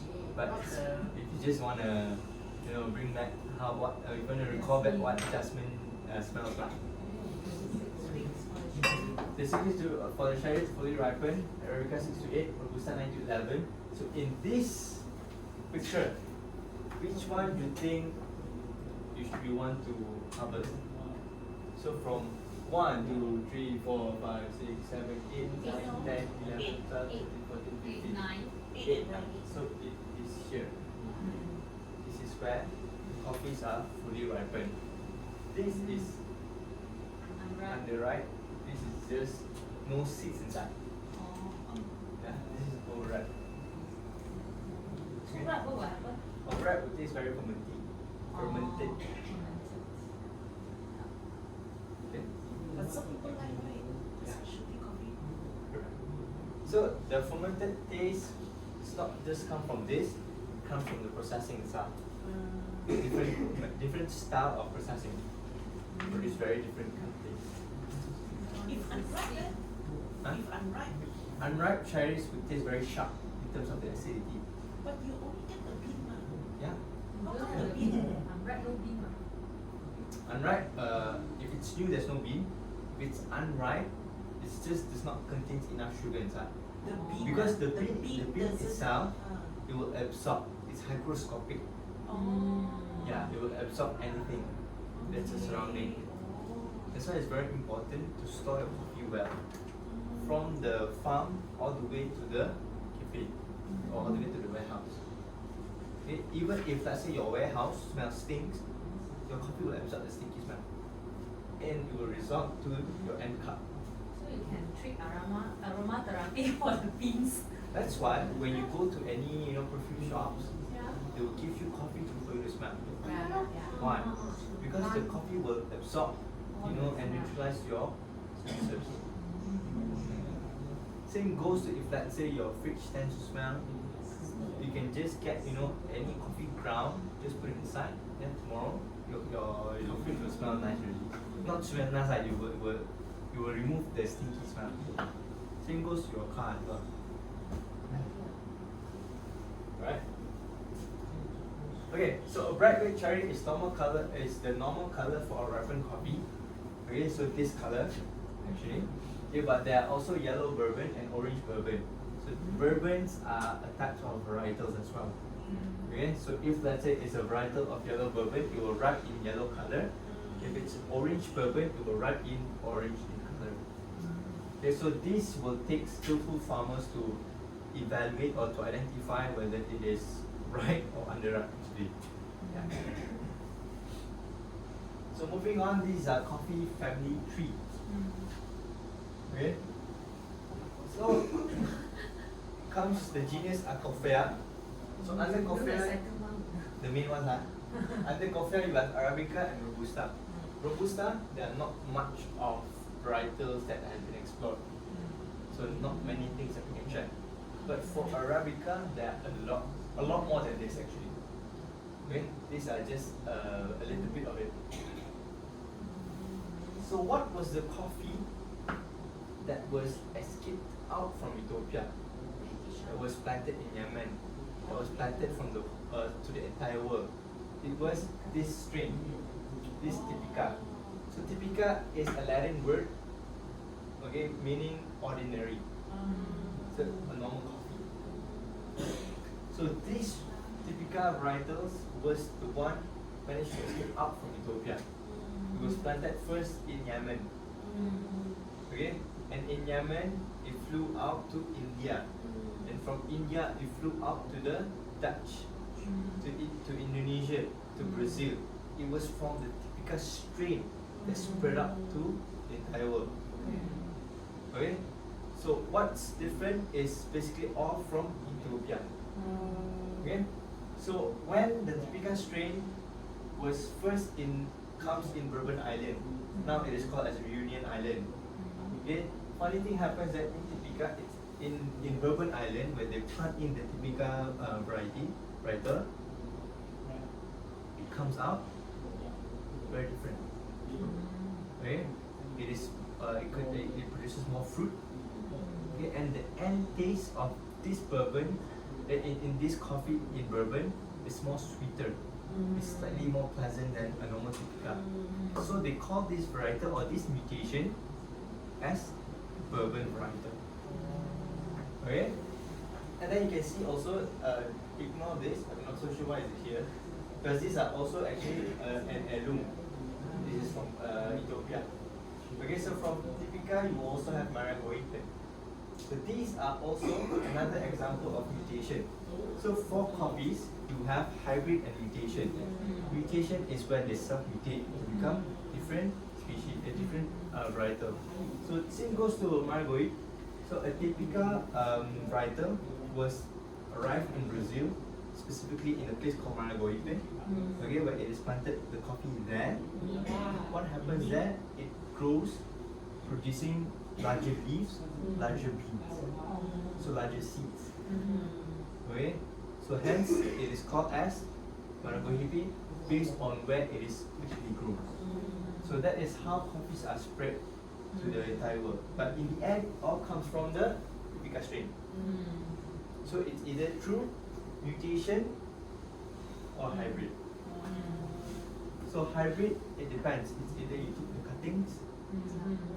Okay, so there are several ways of hybridization and several reasons why hybrids happen.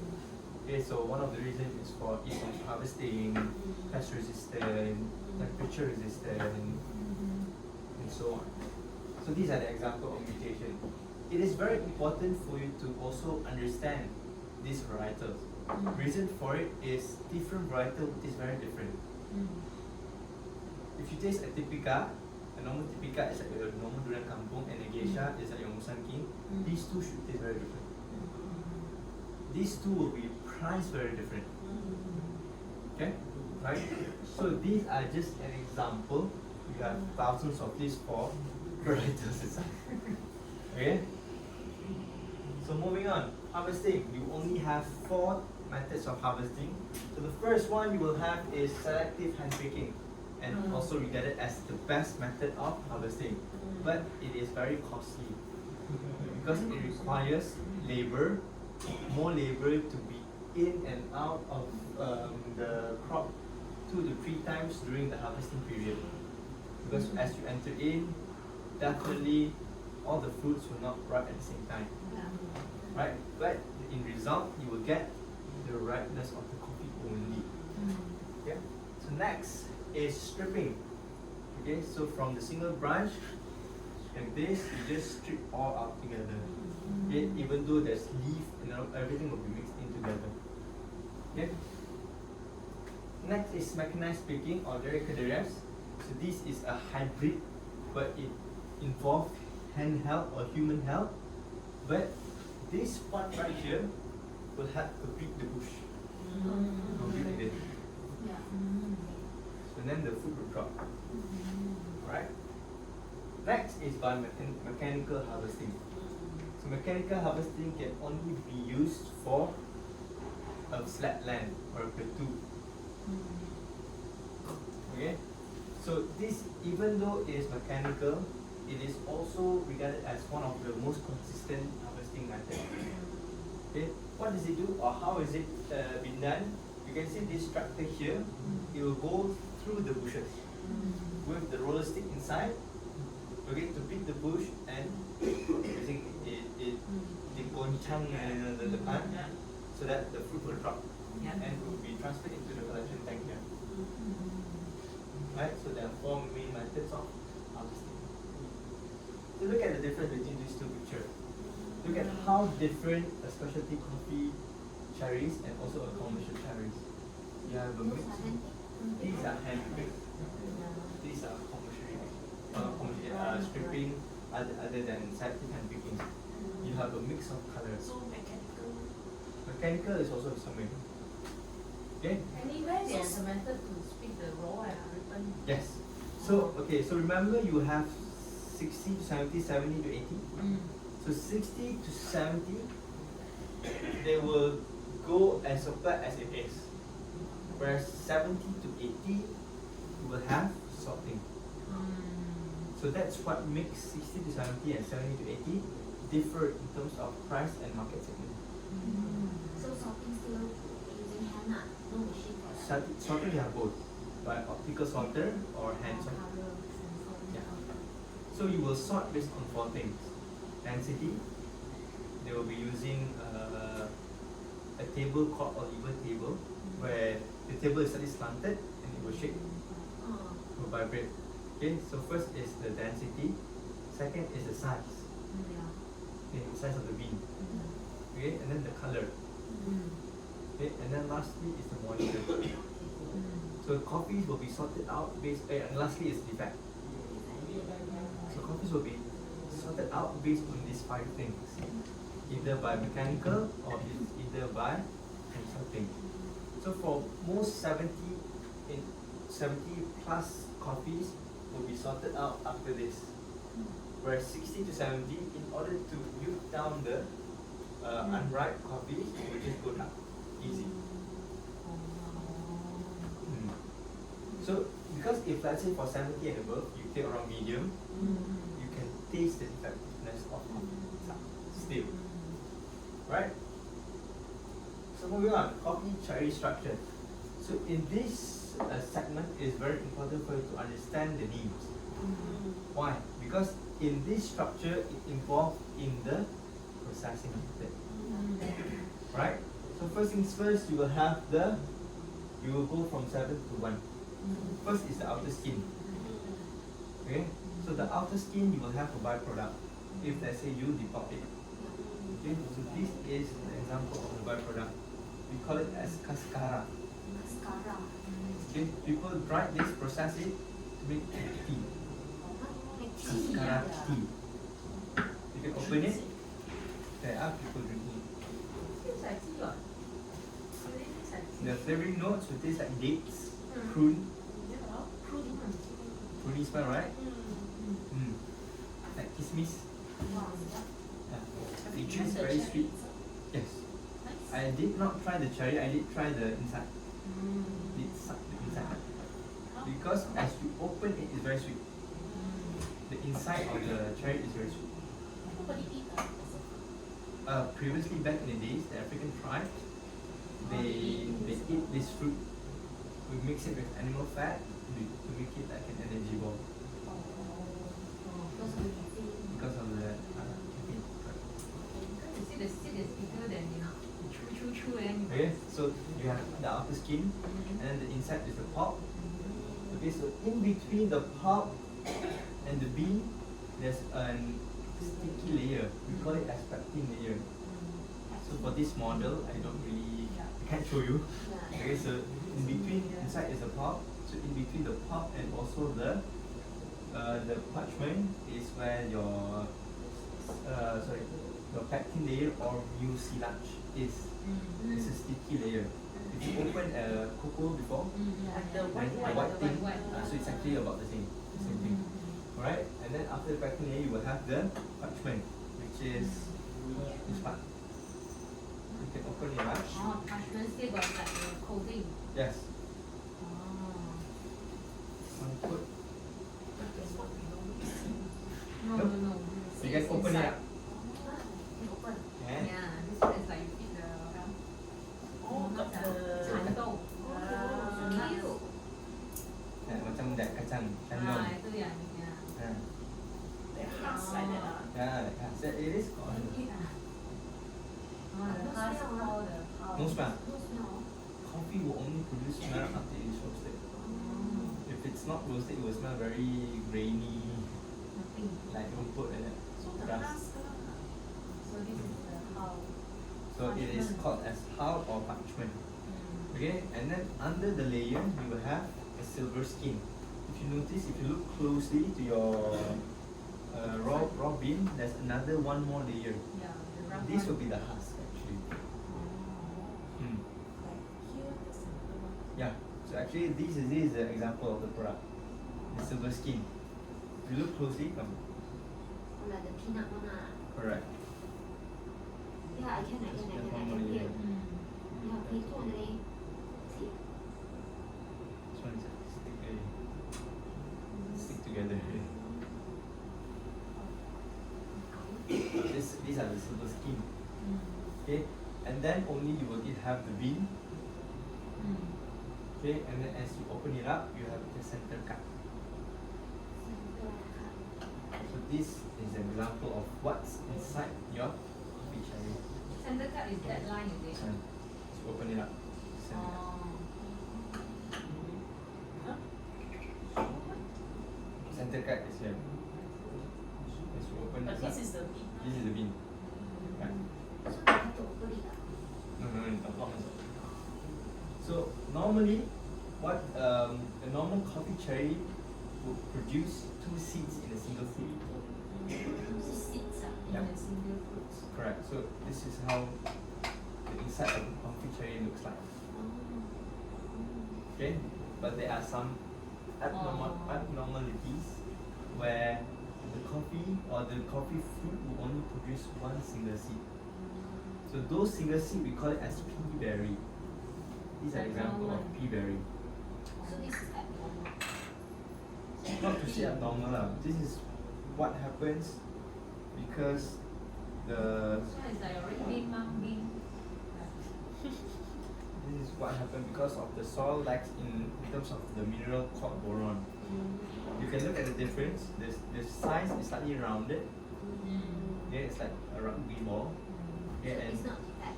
It's this is okay. not a type of defect. Okay, if it produces in the same harvesting, it will not taste much different. But what makes it different is the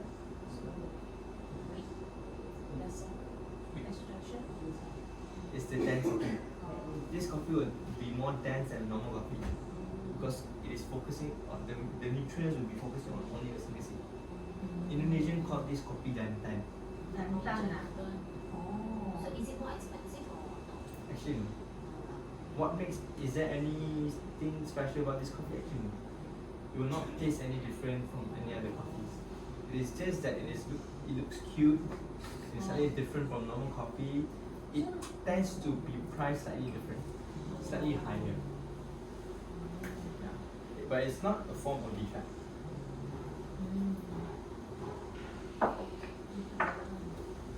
Okay?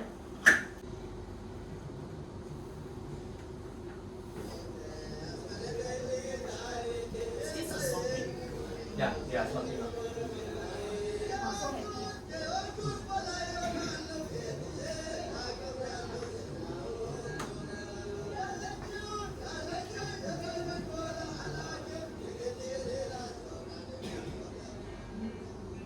Natural process, also called dry process, is the oldest method used to remove the coffee seed from the coffee cherry, and it's still commonly practiced in many coffee-growing countries, including Ethiopia, where Arabica coffee was first discovered. Since it was in Ethiopia that the natural process was originally perfected, we'll visit a facility near Geshef in this area to learn more about this particular process.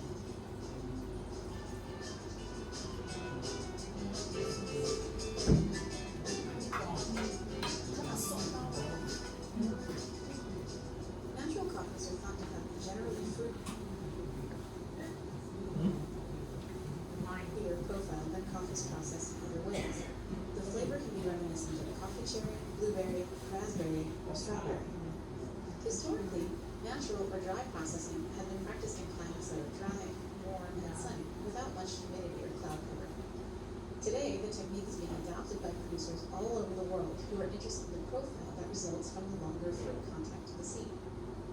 Now we'll examine the steps of making a natural process coffee. First, as in any other processing method, the coffee cherry is picked ripe, and in Ethiopia it's delivered to what they call a washing station. While they're called washing stations, most of the processing plants produce both washed and natural coffees. The basic difference between these two processes is how much time the coffee seed remains in its coffee fruit. For example, generally speaking, washed is a term used to describe coffee seeds that are removed from their fruit as soon as possible, typically within 8 to 12 hours after being harvested. Natural coffees, on the other hand, are left in their whole fruit for the entire duration of the drying time, which is part of what creates their distinctly different profile. Because the seeds are not removed from the fruit for natural processing, the cherries themselves are incredibly important. Only the ripest, freshest, and most developed fruit can be accepted. At the best washing stations, meticulous sorting will take place during the delivery as well as throughout the drying process. Instead of being loaded for depulping, fermentation, and washing, the coffee is brought to the mill in cherry and sorted, weighed, and reported before moving directly to the drying area. In Ethiopia, coffee is often dried on raised beds that are woven or made of mesh in order to allow air to circulate around the fruit. This allows for a more even, uniform drying of the cherry on each table, which might comprise individual lots. Drying naturals can be tricky for several reasons. For one thing, the fruit's organic material starts fermenting as soon as the cherries are picked, and that fermentation is accelerated once the fruit is laid out under the hot sun. The fruit is susceptible to mold and other types of defects that can occur during this time, so it requires constant attention by staff to rotate the cherries and to continue to sort them as they dry.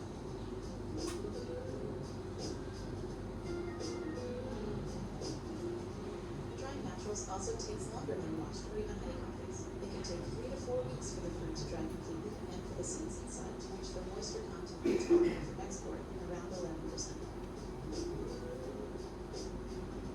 Often, in order to regulate and modulate the drying process, workers will pile or cover the coffee depending on what's necessary. At this washing station, the workers even transfer the cherry to another surface partway through in order to control the rate and uniformity of the drying.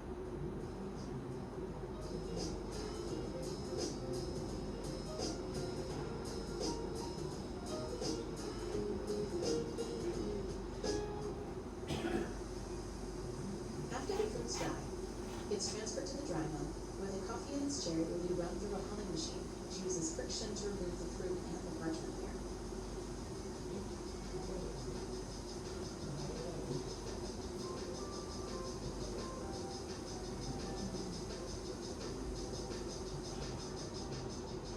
The resulting green coffee is taken to a mill to be sorted by hand or by special equipment, and it will also be polished at this stage. Then it's placed in sacks and stored in a warehouse until it's ready to be shipped.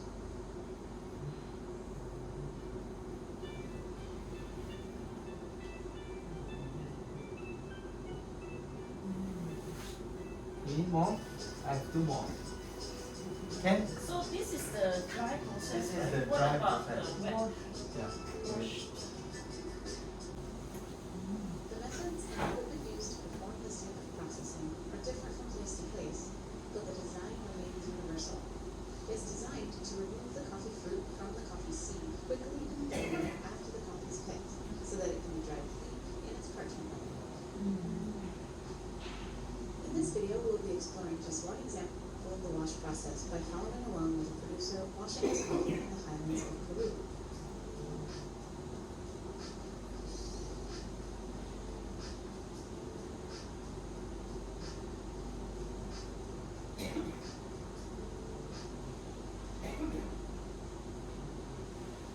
Generally speaking, the wash process can be an efficient way to prepare coffee seeds for export in climates that have cool overnight temperatures and good sun exposure during the day.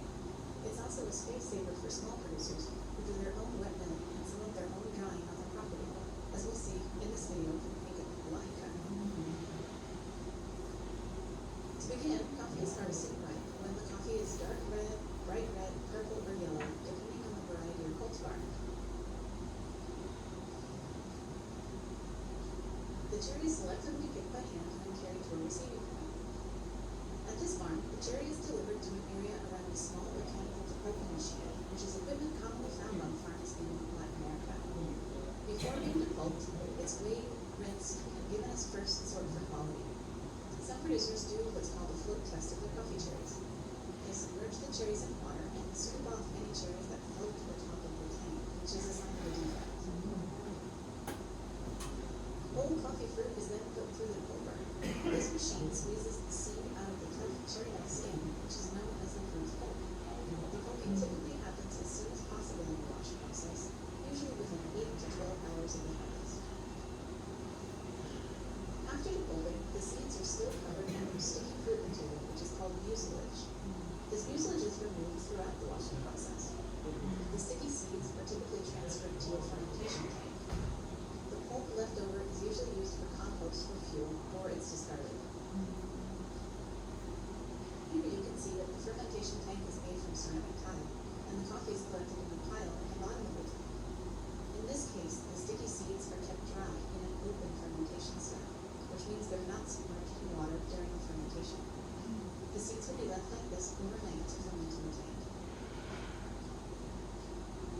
Fermentation happens in every type of post-harvest processing, but in the wash process, the producer tries to moderate the time and temperature, as well as the velocity of the fermentation process. Fermentation is useful because it will help soften the fruit mucilage, making it easier to remove in the washing. The next day, the actual washing begins. The producer first makes sure that the mucilage is fermented enough by inspecting the sample with his hands to feel how sticky or tacky the material is. He then fills the tank with fresh water to submerge the coffee. While the coffee is still submerged, he'll agitate it with a long wooden tool. The vigorous agitation in the water removes the mucilage, leaving the coffee clean in its parchment layer and ready for drying. You can see how the water becomes murky as it starts to fill with mucilage material. Farmers often repeat the process of washing the coffee by draining the murky water out and refilling the tank with fresh, clean water. The water used in this process needs to be purified, treated, or disposed of very carefully. The fruit mucilage left behind from the washing will contaminate freshwater or groundwater sources if it's not treated properly. On this farm, the producer washes his coffee 3 times.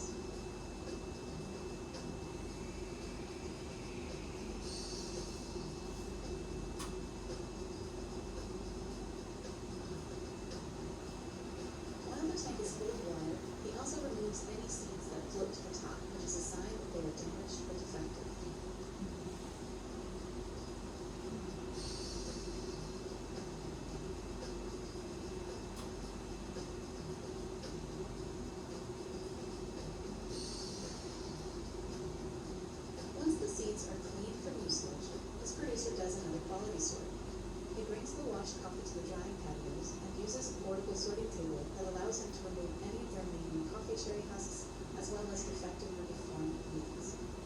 Not all producers use tools like this, but some places like Peru, Costa Rica, and Colombia, this is a fairly common practice. Here you can clearly see the uniformity of the coffee that has passed through the sorting device.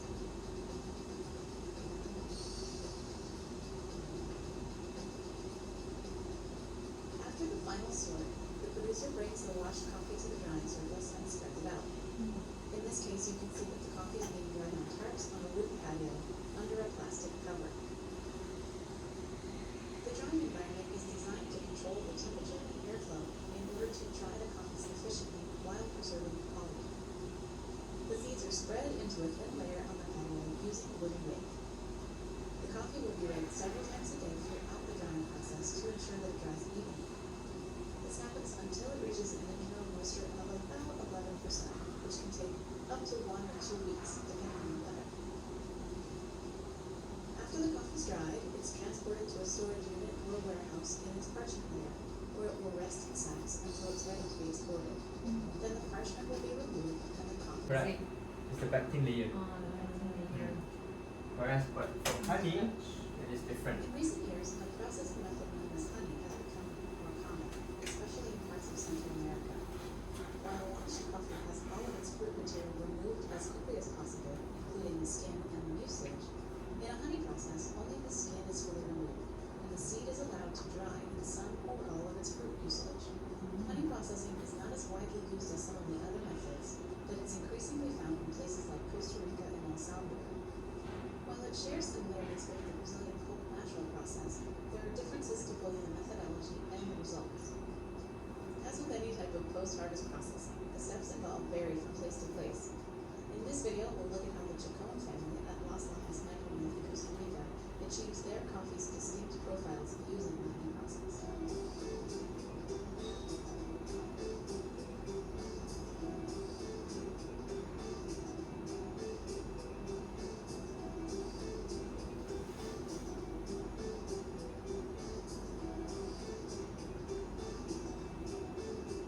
Just as in the wash process, coffee cherries first need to be picked ripe and sorted to make sure that only the best cherries are included in production. Also identical to the wash process is the fact that the coffee needs to be depulped as soon as possible after picking, usually between 8 and 12 hours. There are several variations of honey coffee that are commonly found in Costa Rica and elsewhere, and they're typically described with reference to color. You'll often find yellow, red, and black honeys from different mills, for instance. At Las Lajas, all of the honey coffee starts out the same way. The cherry skin is removed by a depulping machine, but 100% of the mucilage is left on the seeds.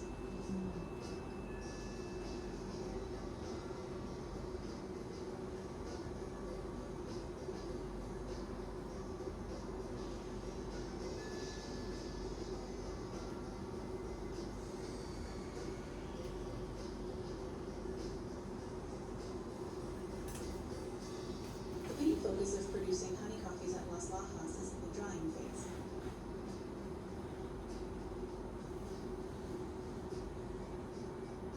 Coffees at this mill are taken directly from the depulper to the drying area. Depending on the weather that day and on what else current Francisco Chacon decide is best for that lot, the seeds and their mucilage will be set up to dry in one of several different ways. For yellow honeys, as seen here, coffee is moved onto tarp-covered patios under full sun, where it's raked into a thin layer from fat mass to even dry. For something more fruity and fermented tasting, such as a red or black honey, the coffee is piled in the greenhouse for certain amounts of time before being agitated, rotated, aerated, and raked out by mill staff. During the drying time, the coffee is fermenting and developing the characteristics that are unique to each honey profile. Drying time depends on both the weather and the individual style of honey process being applied, but it usually takes between 2 to 3 weeks for the coffee to reach about 11% moisture.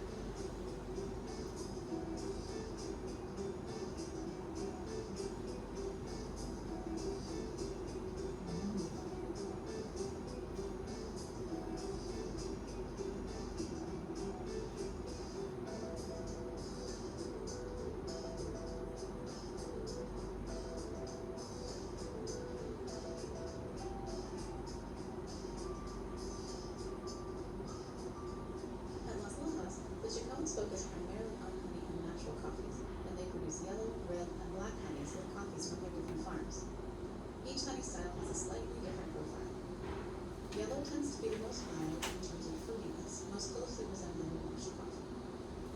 Red honey tends to have bigger fruit flavors and sweetness, as well as a noticeably more syrupy body. Black honey is expressed more winey, boozy, or jammy characteristics with a creamy body, almost like a lighter version of a natural. While this is just one example of the honey process, the Japones are considered standard bearers of the style within the industry, and they're a great example of intentional and innovative processing methodology. Once the coffee is fully dried, it'll be stored in its parchment layer in a warehouse until it's ready to be exported. Then the parchment layer will be removed and the coffee gets shipped.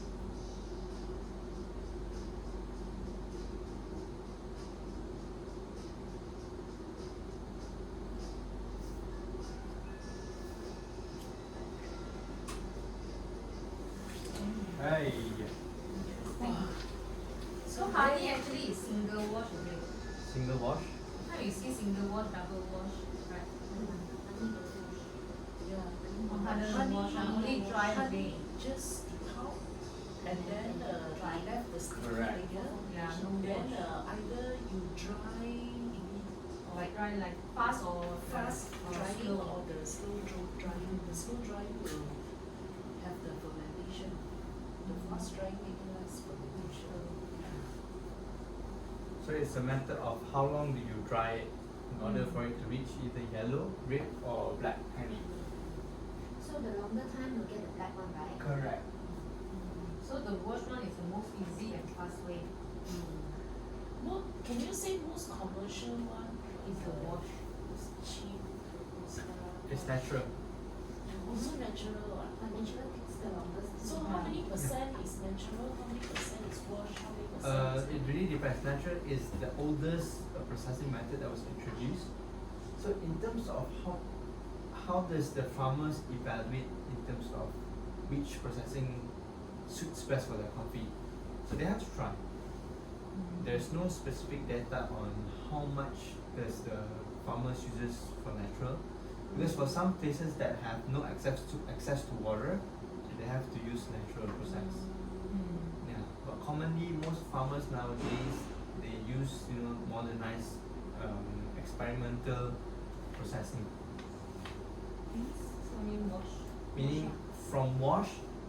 Okay, after that they would go for maybe fermented in a tank where they infuse carbon dioxide, they use oxygen, they infuse maybe with So coffee fermentation is it best anaerobic or aerobic? it really depends on how you wanna execute it or how do you want the end cup to taste like. Anaerobic and aerobic would taste very different. Yeah.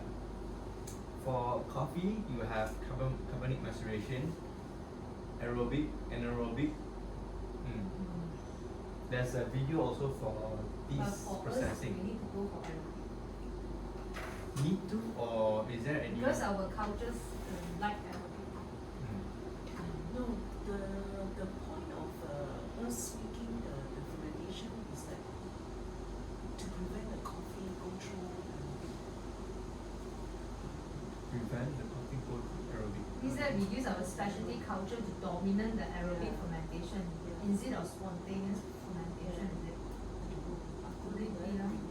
Because aerobic tends to give a lot of taste, right? That's Right. why our culture actually is a competition Yeah. with the natural fermentation. So we control fermentation. So aerobic is not anaerobic is better. Anaerobic. No, I'm asking coffee. Meaning you ask anaerobic and Let's aerobic. say if the fermentation goes through aerobic and anaerobics, what will be the difference in profile example? Which is preferred. If you ask me, I would prefer anaerobic. Anaerobic. Anaerobic. Because it's controlled. Yeah, correct. You actually pump in the CO2 Pump in to the- control correct. fermentation. Anaerobic you pump in oxygen. No, anaerobic. Aerobic is Oxygen. need oxygen. Anaerobic is no oxygen. Anaerobic is no oxygen. CO2. I think aerobic is better for flavor. Yeah. Aerobic is oxygen. Aerobic is oxygen. Anaerobic is no oxygen. No oxygen at all. Okay, I must be mixed up with I those think two. the aerobic is better for the flavor. concentration they infuse in carbon dioxide. So it's That one better. is anaerobic. I don't like CM. CM Yeah. tastes more towards very funky taste. It's not natural enough. I would say the one with oxygen would taste better.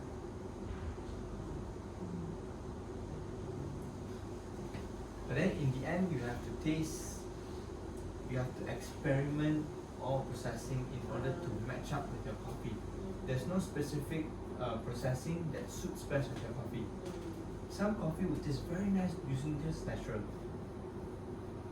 Can you buy any raw bean? Robin for For fermentation trial? Oh, you need to buy the cherry yeah, Yeah, the cherries. Yeah, the cherry. Cherry. Then you need to go to the farm.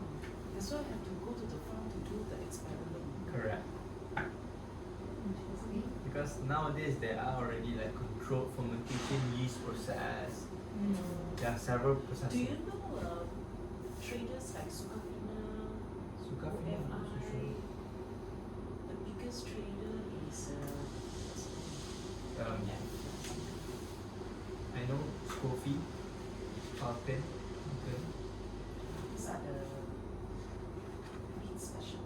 Yeah, So all this these one the are commodity and- one that we're talking about. Yeah. Okay. Okay. So what you will achieve actually by the processing for natural, the characteristic will be different from your normal wash and also honey. So when you drink any natural processing coffee, what are the characteristics or the flavoring profile you should be getting? So the first one, it should be high in body, high in sweetness, low in acidity and low in clarity. So actually, do you know what's the terms describe? Do you know the meaning? So body involves texture, mouthfeel, weight, and also tactile. Okay, how heavy is the coffee in your mouth? Okay, how's the texture? Is it creamy? Is it velvety? Right? Okay, so usually what close example we can give is basically cow and not cow. But then Cow and not cow. yeah, but then cow and not cow also too broad. So we can just say concentrated or watery. Is it like eating honey or is it drinking water? Drinking water is very watery. Drinking honey is very thick. So those thick texture is high in body. Right? So sweetness is a matter of yes and no. Do you send any sweetness inside? Right? Acidity is just like I mentioned earlier. It's the quality of acidity that you perceive from that particular cup. Right? And then clarity. Clarity means clear. Whether you can sense, okay, this tastes fruity. What kind of fruit? Is it tropical fruit? Is it berries? If it's berry, then what kind of berry? Is it strawberry, blueberry, blackberry?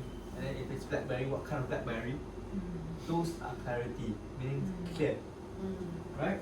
So these are the characteristics that you should get from a natural processed coffee. Whereas for a wash, it's vice versa. Whereas you get lower in body, lower sweetness, high in acidity, high in clarity. So these are the characteristics you should be getting. Right?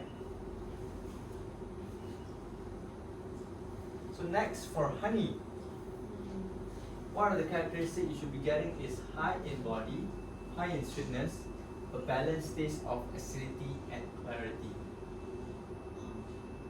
Yes, for honey process. Is it the more? It's better with the honey process. Not People necessary. prefer the honey process. Not really necessary. So It's it preference, right? it preference and also it goes down to what are the best methods for your coffee. There's no specific processing for any kinds of coffee. Same goes to coffee preparation. There's no specific recipe for any kinds of coffee. Because in the end, it's also your land also plays a role in forming your coffees as well. Very complex. Very complex. Because the winner of COE 2022 cannot be the winner of 2023. Because you're producing will not be consistent because of several factors. You know, your land, the processing, Wine, grape, harvest of the grape each year. yeah, the Then- harvest would be very different by year. Right.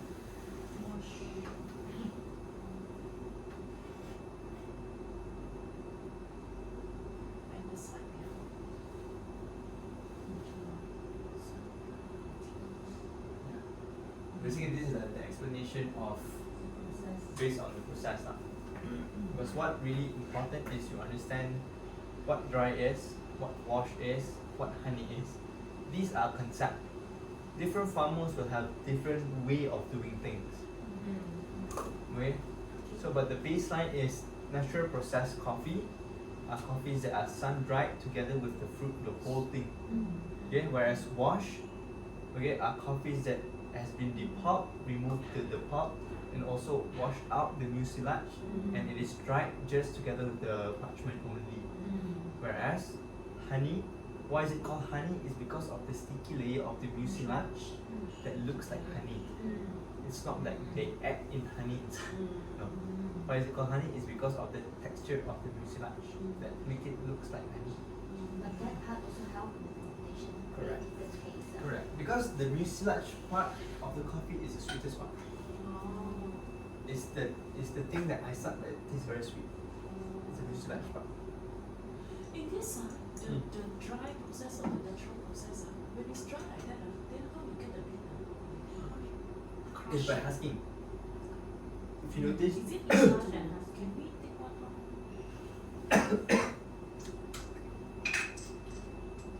It's so hard need to use pastel mortar. Look. It is not really. Take back your kitchen and try.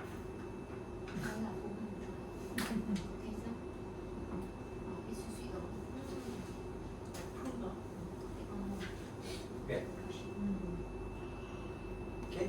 And then if you notice that in each video, they would mention that coffees will be dried until roughly about 11% moisture content. Why is it that specifically 11%? That is dry enough. It is dry enough, Dry, just nice, Yeah. not too dry. not too dry. Then if too dry, then what? Best to keep the flavor. Yeah. If it's more than 11%, first things first, you are paying water. Second thing is to ensure you avoid from formation of mold. Okay, if it's lesser than 11%, okay, what are the possibility is past crop. Past crop, meaning it's an old stock, Dry by itself. dry by itself. If you notice the coffees that these coffees actually it should look green, right? Now it's already yellowish. The moisture content of this coffee is already low. Hence it turns yellowish naturally. You lose moisture. So they will see the color also, whether you buy a fresh bean or So a old bean. fresh bean would look this color. I'm not sure is it emerald green or something green. So this is a honey process. Correct. This is an example of a honey process. So if it looks harsh, it's because of the sorry. This is wash good. This is what? This is one. See? What is like bean? This one is a bean. This is a whole bean. The salting knot. I think not as nice. Maybe this one is not as washed well enough. You smell like tea means that Different smell. like tea. Lor. This is honey. Okay. Wash one It's cleaner. Wow.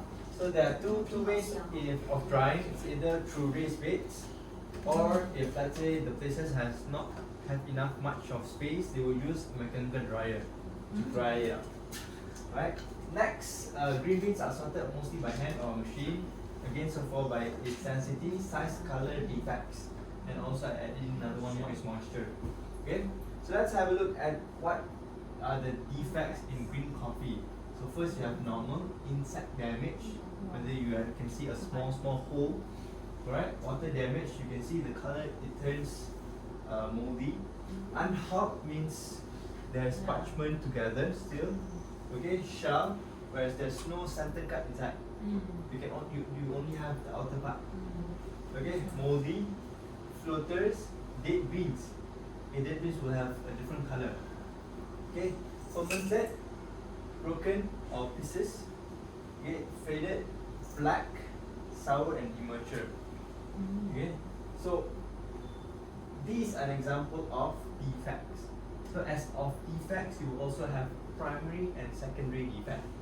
For specialty coffee, you cannot have any primary defect in your one per batch. Secondary defect is still acceptable. Secondary means what? Secondary means, okay, an example of secondary defect is something like insect damage. It's still acceptable. But what 10, that's it in per batch, right? Okay, 10 insect damage equals to 1 primary defect.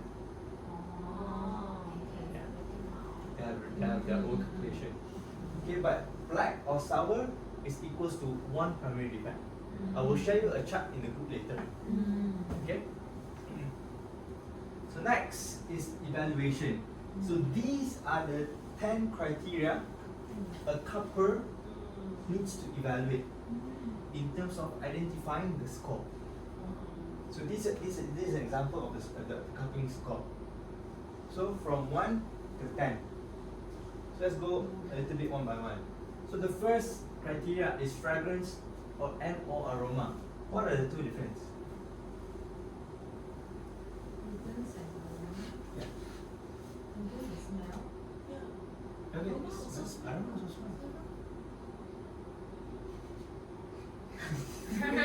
Small from Fragrance, aroma. I don't know. For me, it's the same. yeah. Okay, fragrance is the smell or the scent of when your coffees are ground, Oh. when it's dry. Okay, whereas Okay. aroma is the smell of the scent when it touches water. Okay? What the couples will evaluate is the intensity of the scent and also quality of the aroma. Also, Okay, the it's person two different. evaluate is called couples. Cuppers or Q graders. Huh? Q graders. Q ah. Q means kahwa. Kahwa.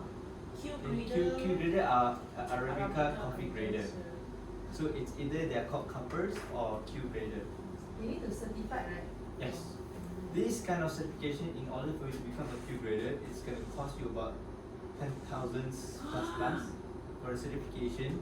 But your salary will be good also, right? Not really. Not really. What's ah. the benefit of being a Q grader? Yeah. In the Malaysia market setting, there's no benefit. Ah. So what's the point of having one? Okay? And the Yeah, it's exam not like is brewmaster, brewmaster. hard as hell because my boss did his Q grader before.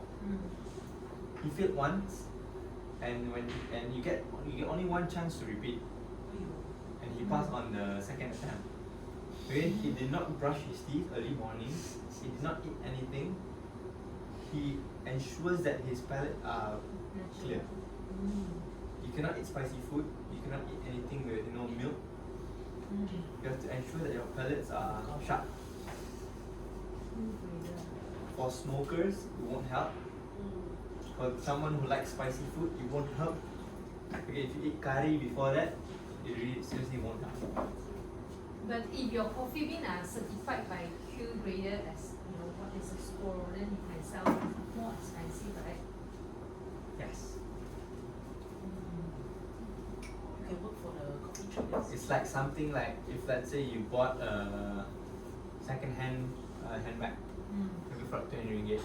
Then you go find someone who can certify that your handbag is an original, that maybe Queen Elizabeth wore or used it before. So the price could hike up. It's because of it's already certified. Mm. So next is flavor and taste. So for taste you have only 5, which is sweet, sour, bitter, salty, and umami. What about flavor? Flavor is a complex. Yeah, so you have wide range of flavor, especially for Arabica. Okay, you have floral, fruity, chocolatey, nutty, herbal, spices, a lot more range of flavors. Okay, so it's actually a fruit. So when they cup, right? If you notice in the picture here, one coffee sample. So let's say this is a coffee from Brazil. Okay, one sample you will need to have 5 cups for that one particular sample. So for each cup, once it is grind, place it here, you get a smell. Okay, evaluate the intensity, the quality of the fragrances. Then when it touches water, when you add in water, and then you evaluate the intensity and quality of the aroma.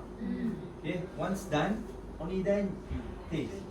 So the first thing you taste is the flavor and taste. What did you perceive? What did you taste? Right? So next is the acidity. What are the quality of acidity you can get from this particular coffee? Right? So next is the body. How well is the body? Is it high? Is it low? Is it balanced? Right? Next is the aftertaste. Aftertaste, there's only 2 things. Long, short, pleasant and unpleasant. Long, short, pleasant and unpleasant. So what are the good characteristics? Should be long and pleasant. So you want to avoid from getting short and long and unpleasant. One shot or long? You want to avoid from getting long and unpleasant coffee. Short unpleasant are better than long unpleasant. Correct. Long and unpleasant, wow. So it Short sticks. unpleasant. That's the worst. That's The best is long the best and is long pleasant. and pleasant. Long So- and pleasant, Next is balance. short and pleasant, okay, now I and got then it. long and short and unpleasant, and then It's a combination. So balance is basically about all of this. Meaning it's not too acidic, it's not too bitter, it's not too heavy in body. After this it's just nice, flavor are just nice, nothing overpowers anything. So the combination is just nice. Uniformity, because you have 5 samples with you, so each cup needs to taste the same. One cup problem, then you cannot score it. Right? Next is sweetness, like I said just now earlier. Sweetness is about yes or no. Can you sense the sweetness or not? Because after this, it's just 10, 10, 10, 10, 10. This one you still have range, 0, 6 to 10, 6 to 10. This one is just yes, 10, no, 0. Yeah. And then clean cup is about clarity, whether you can taste it clearly or not. Overall, it's your impression. What do you think? What do you feel about the coffee? But it's very different. Because as a curator, you are already taught a set of standard in terms of flavoring. You will be taught how does a bergamot in coffee tastes like. How does a berry or particularly blueberry in coffee It's taste like. exactly what I can imagine. It's a very short course, I think it's 2 days only. 2 days? Wow. And the 3rd day is already the examination day. Huh? So you need to come with a lot of experience first, right? So in tasting, you have to ensure that you are familiar enough with flavor. You have to eat a lot of fruits, okay? Eat a lot of greens, Strawberry, blueberry, Yeah. cherry. okay? Maraschino flavor. Are you familiar enough? You cannot. no, and also you need to remember Yeah, it's all about muscle memory as well. memory. If your memory is poor, I Yeah. can go. Because you can say it tastes like strawberry, but is your sensory remember the taste of strawberry or not? That's the problem. Strawberry can be ripe, not ripe, super ripe. yeah, Yeah? exactly like wine. Yeah. Then from here you get the cupping score. Yes. So from they will evaluate based on the cupping score based on this. So the cupping score you have fragrance and aroma here, flavor here, your aftertaste here, acidity here, intensity. Okay, and then you will put your notes here. What does it taste like and so on. If you below 6, then You know, because the score is from 6 to 9.75. So So 6 are good, 7 are very good, 8 is excellent, 9 is outstanding. So your total overall score here will be your point. Yeah. So whether it's 64. Then they ke- talk about all this 82, what. So This basically is the one. it's the mix of all scores, it will become 82. So usually if your cup is okay, you will get a lot of 10s here. This part is the crucial part. So this is the cupping score sheet. All couples will have this in mind.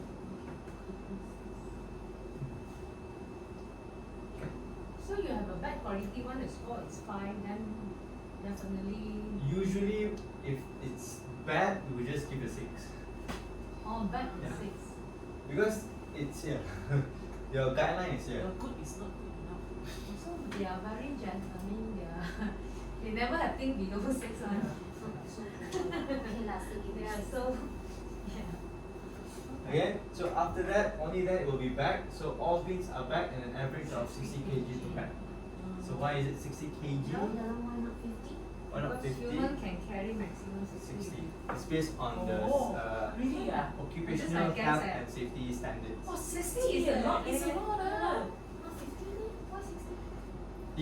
You notice that when the workers are Yeah. carrying the 60 kg, but Because there are with 50 then you countries. need to have more rounds, right?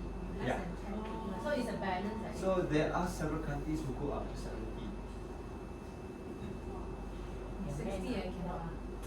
I think 10, Okay. 20 a bit. And then Yeah. most of the time nowadays, specialty coffee would use, there's one more plastic membrane inside the green side. So these plastic membranes are called Green Pro solution. So it helps to reduce post-harvest losses and improve fruit quality using hermetic technology, protecting the coffee beans against the risk of mold growth, insect infestation, and also oxidation. About roasting, packaging, and storage, we are about to come to an end. Okay. Alright, so about roasting. What do you understand about roasting? Also. Bakar. What makes it from green to black? Fire. Heat. Fire touches with Caramelization. caramelization, sugar. Right? So, an average roasting time is about 15 minutes. Doesn't matter whether it is a 10 gram roaster or a 1000 kg roaster. Okay, the roasting still take about 15 minutes on average. Okay, so from light all the way to dark, what happens is basically your acidity drops, the bitterness increase. Okay, acidity drops, also your flavor drops.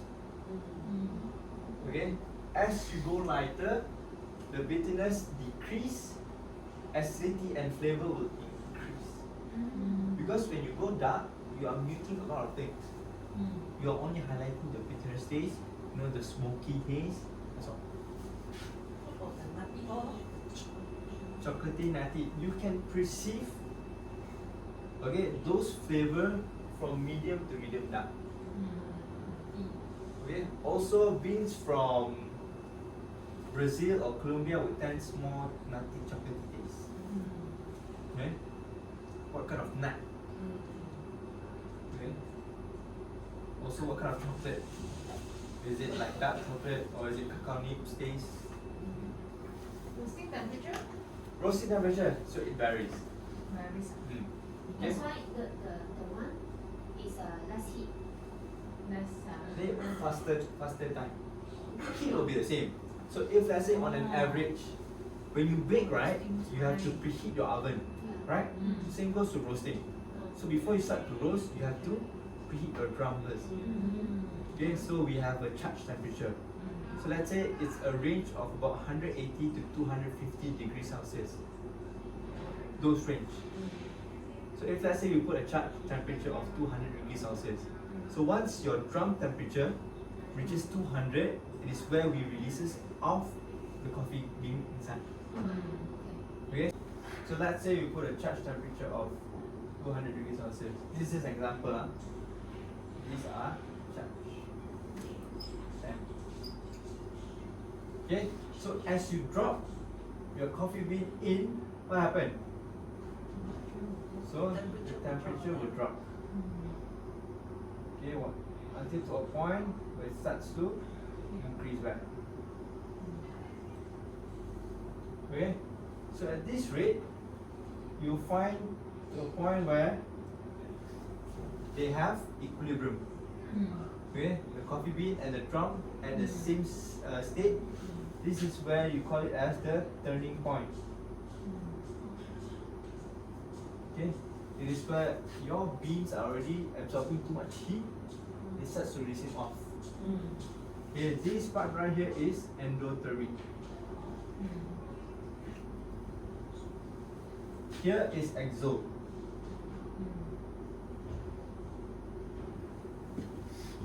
So after this turning point is where most roasters, okay, who roast coffee, would tend to count their ROR. ROR stands for rate of rise. In a single minute, how many degrees Celsius have rise? So that ROR will be their roasting profile guideline. That determine what color? Not yet. Oh, not yet. Not yet. ROR stands for Rate of rise. Kadar kenaikan. So normally it's like what the number is So rate of it's- rise Rate of rise in terms of how many degrees Celsius per per minute. minute.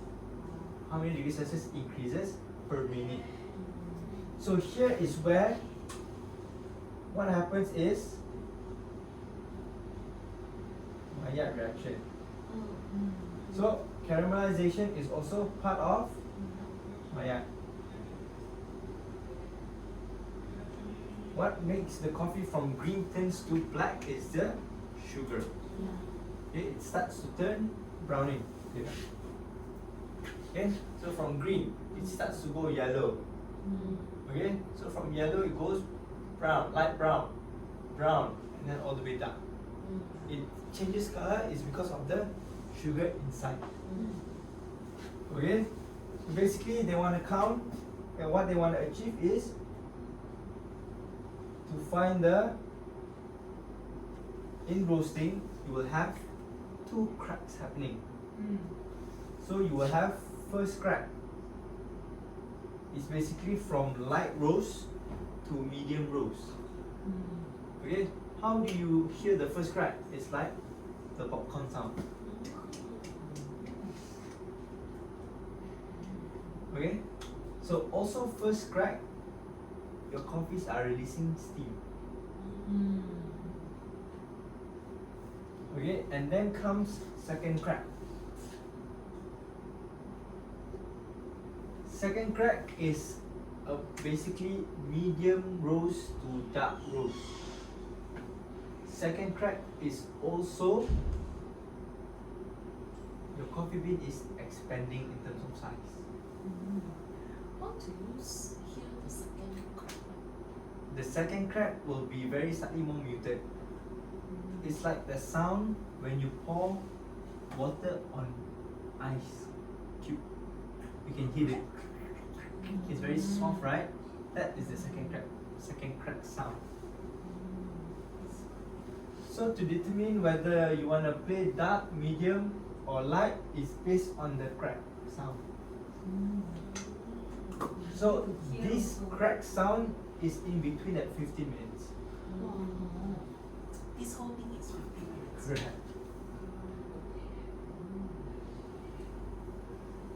So the longer you let the development stage happens, the darker it's going to be. Good, correct, good. It's just charcoal. How do you stop them immediately? How to stop that? Yeah. Okay, If you want the light roast, how to stop them from, because it's so hot inside. you don't stop. You just release out the beans, and it will be released spits out in the cooling tray. Oh. So the cooling tray will spin and also absorb the heat. It's like an exhaust. It will absorb straight away. So it will immediately stop the roasting, the roasting development. But then if let's say there's no cooling tray, you just leave it as it is, it will keep on developing. So you definitely get a dark roast. So there's two types of cooling tray. It's either they will spray with water After Can you ah? spray Can. water, just to lower down the temperature. You spray on the beans. Yeah. and then how to make it dry? Huh? Oh, because the Yeah, it stock will still spin steam lah. off, yeah. Not a lot lah, just a Or splash. it will absorb all the heat. And they will just splash lah, not just pour water on. It's just like a Need spray. to roast again. Okay? So these are the stages.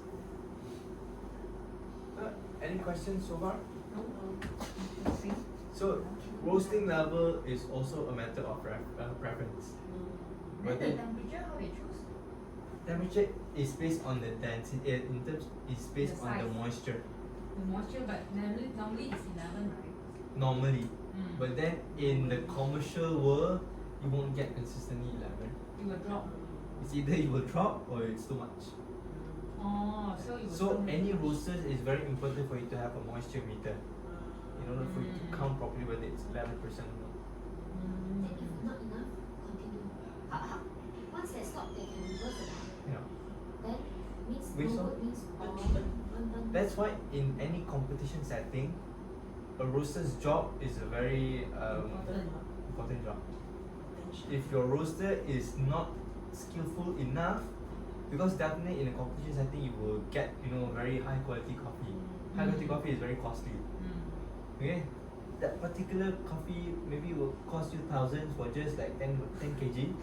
Then Okay, you simply give any roaster roast, and then 5 kg gone just for him to play only.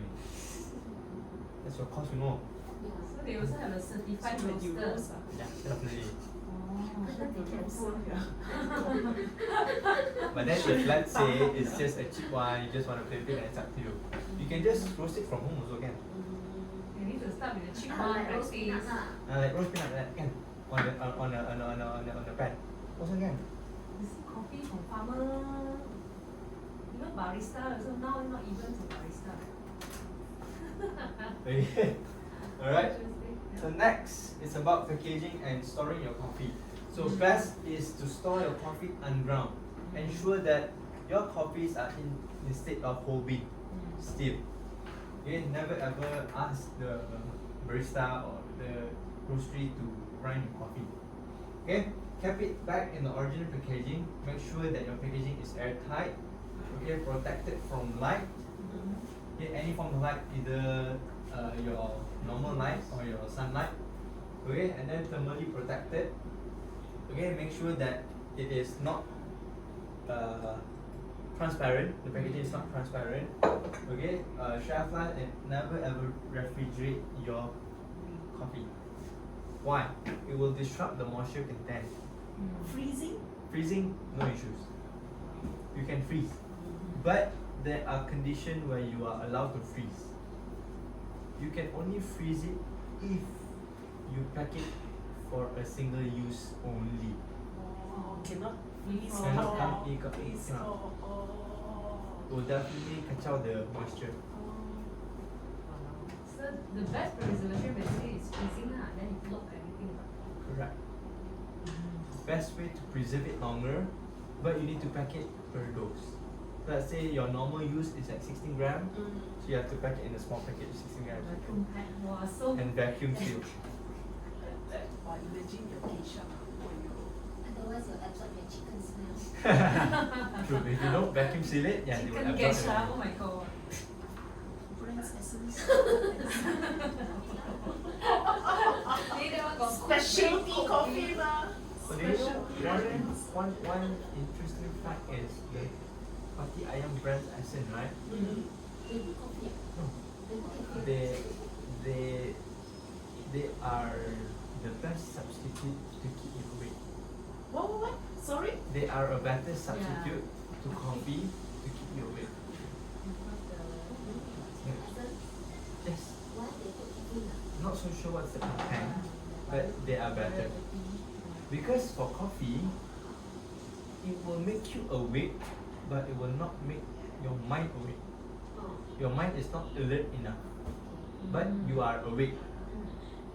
Meaning you are there, but your soul is not there.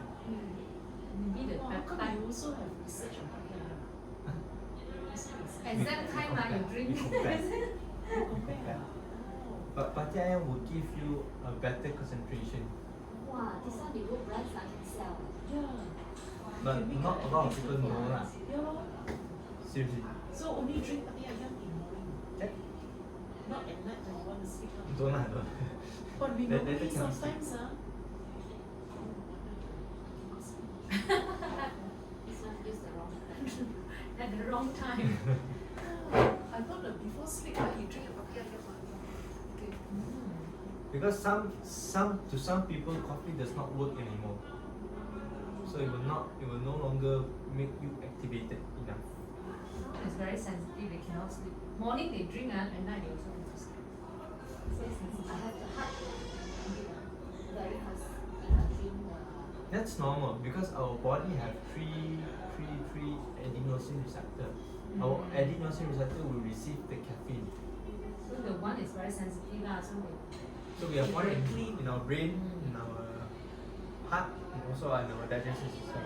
When we drink, actually the adenosine will capture the caffeine in our brain so that we will be more activated.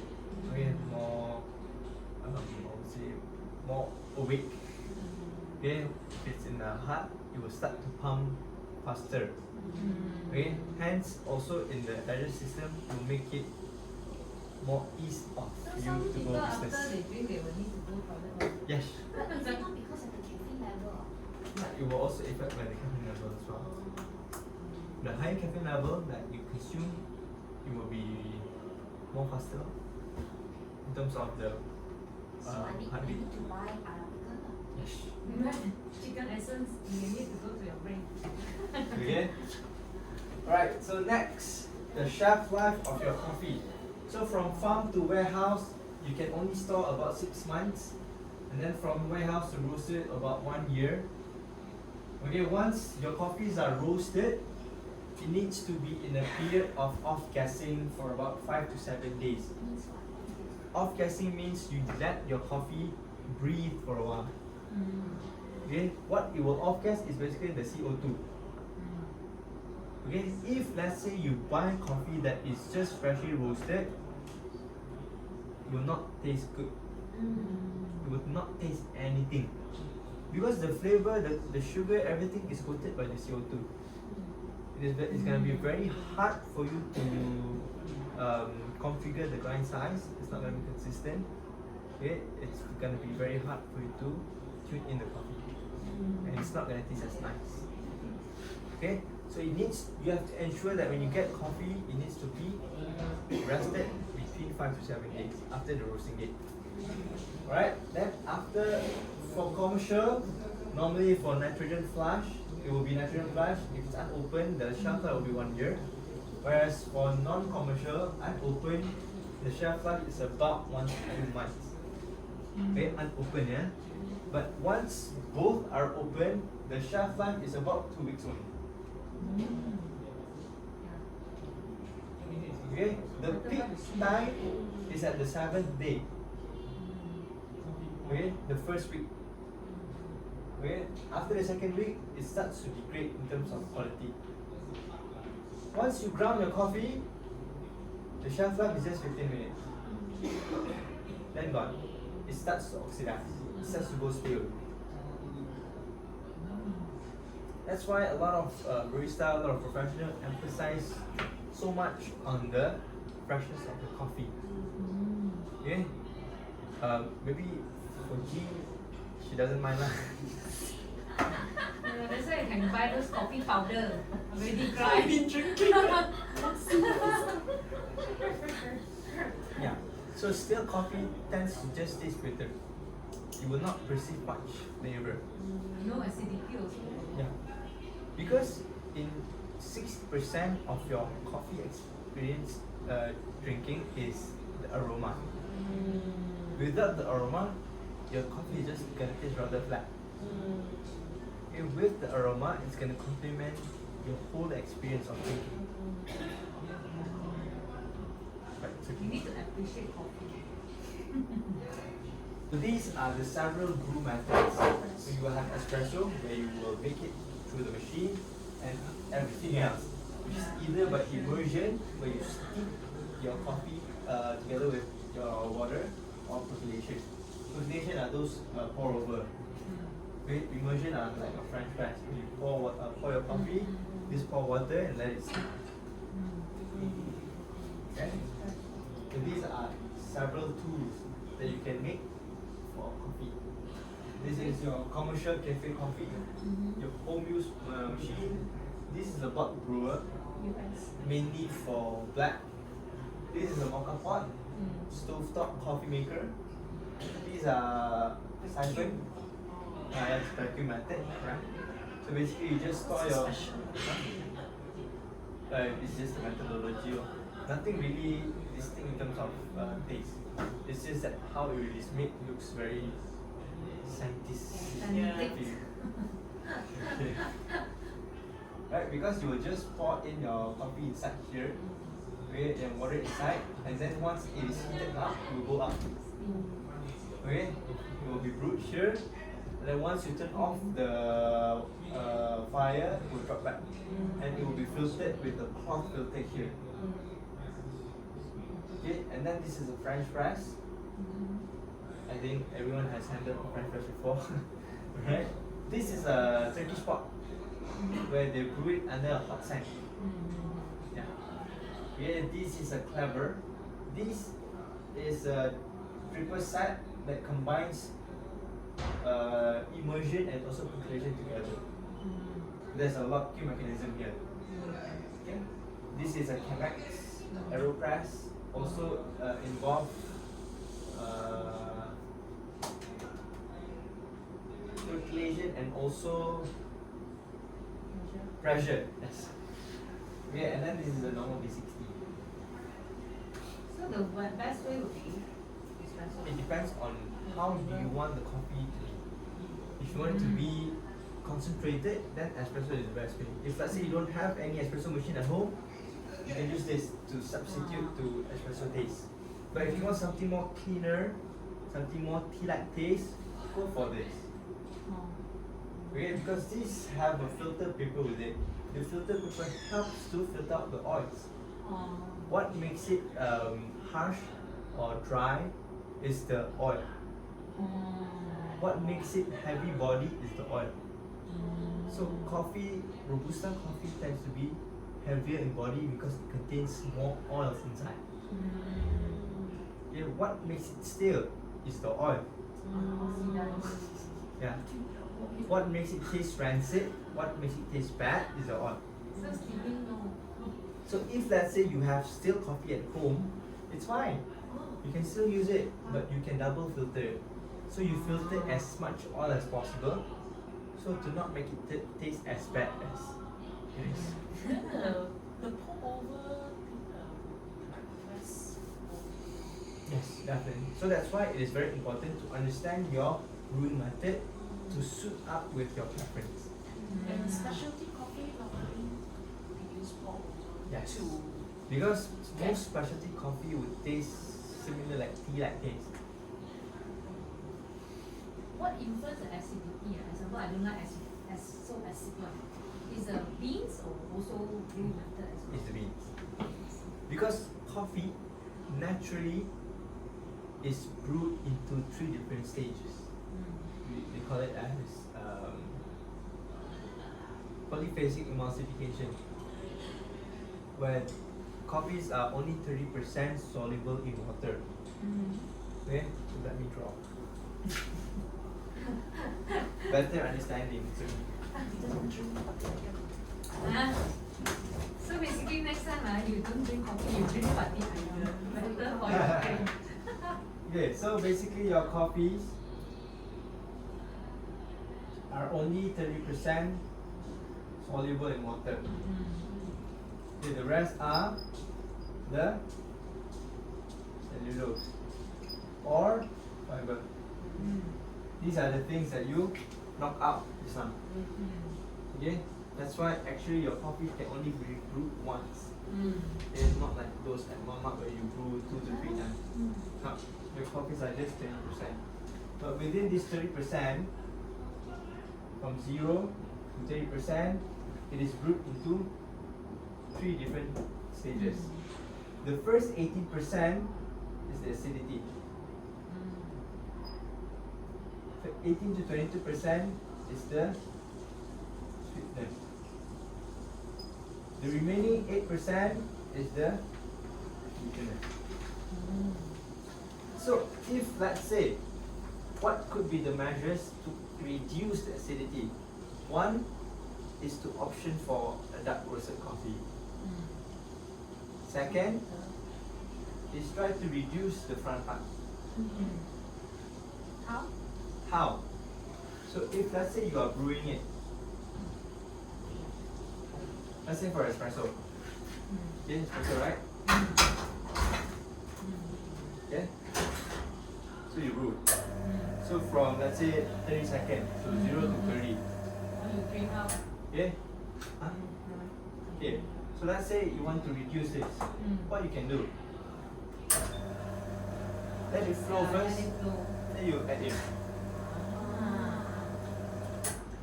Who say cannot? Wasted. Wasted a bit, no? But you get what you want. But you get what you want. Does the acidity also be affected by the grain size? But I would Because say yes, one yes, time yes, yes. I tasted like If very it's fine too grind. fine, it will be acidic. Yeah.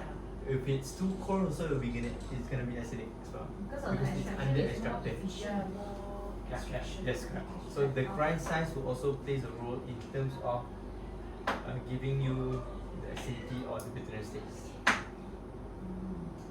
correct.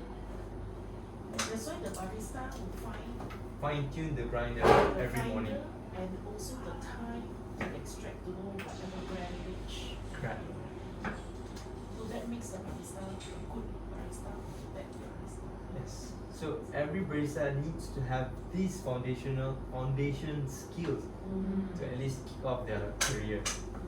Cannot simply just Sean wanna be susah. Okay? So these are an example of the Yeah. Fago wheel. Wow. If you notice behind there just now, Yeah. right? Okay, decaf. Mm. Have you heard of any decaf coffee before? Yes. Then have you tasted before? Yes. How is it? To compare to a normal caffeinated kick. coffee. Hmm? Okay. No kick. What else? The flavor will be lesser, right? Because they want to extract all the, like the non-alcoholic beer also. It's actually weaker. It's somewhat more tasteless. Not as nice. And also weaker. Weaker in terms of strength. Okay? Wow. So there are 3 processes for that decaffeination. So the first process is carbon dioxide, Swiss water process, and methylene chloride solvent extraction. For decaffeination, try to avoid from this process. Very chemical. Very Hey, the chemically Starbucks tastes. one is which process? I think it's Swiss water. If you're using water. It's actually water process. This is basically Switzerland Swiss. Not using Swiss water. It's just a Switzerland water process. wow, expensive.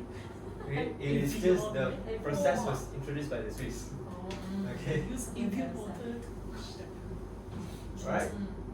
So yeah, not to say it's dangerous, but anything that you consume it moderately. Alright? So these are the top 11 health benefits of coffee. Okay? But please do bear in mind, in order for you to get all these health benefit is to consume it right. So how do you consume it right? No empty stomach. No empty stomach, You have to eat something, no? of course lah, because coffee is acidic. Yeah. Okay? To ensure that to avoid from you to get any gastric or stomach pain is ensure that you have eaten something before you drink coffee. What else? drink in the morning. Birdie can drink at night, then we can sleep well. Yeah. So the best way to drink coffee is to drink it black. Black. Oh. Black. Why no Black. milk? No milk. The milk, okay, so that your body can only absorb all the nutrients from coffee if you drink it only black. If you mix it with milk, your body won't absorb anything. It will just go all the way down, process, and you will just go up. I wasted all my latte. Stop drinking. But this latte also maybe help you to be less sensitive to caffeine also. I don't know. And also, if you, let's say you don't like the acidity, order coffee with milk. The fat in the fat in the milk will help to coat the acidity. I mean, No, those but like that no use now. Just like you said, it's like You can get the caffeine. But this health benefit is just by drinking black. But not your kopitiam black. The kopitiam black is already mixed with margarine and sugar. Okay, it needs Nescafe to black. look at the ingredient. Ensure that the ingredient is just coffee, then it should be okay. Yeah. US coffee gold should be okay Yeah. lah. Mm. Depending on Those Moccona should be okay lah, not secret. Nescafe okay. Just coffee. okay, mate. I'm not so sure about the ingredient. I don't really drink Nescafe. Because I used to work in the Nestle. Nescafe plant, yeah. And then it's really pure coffee. Should be fine. Okay. And then drink coffee. So in drinking coffee also, these are the overconsumption risks you may face if, let's say, you don't control your consumption rate.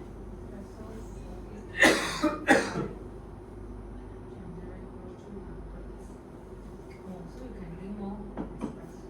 So in a day, in a single day, 80 to 100 cups. a normal, an average person could only take about 500 to 600 milligrams per day. It also depends on tolerance to caffeine. Okay, if you ask me, I would prefer to just drink 4 cups per day. My boss can drink 4 cups in the morning. Okay, when he reaches the office, he will order another 4. Before balik 4, before sleep another 2. Wow, 10. Yeah. Basically, there was it was last year where he wished to accompany me to fast. And he said, I think this year I wanna fast with you. So on the first day when he fasted, he was like a zombie. Very grumpy, very quiet. Hey, what's wrong? Not, I need my coffee. There are just some people who cannot live without coffee. Okay? So these are the potential risks that could happen if, let's say, you over-consume your coffee. So it is very important to also know your limit. How much can I drink in a single day? Okay? For a hand brew, I can only have it once or twice per day.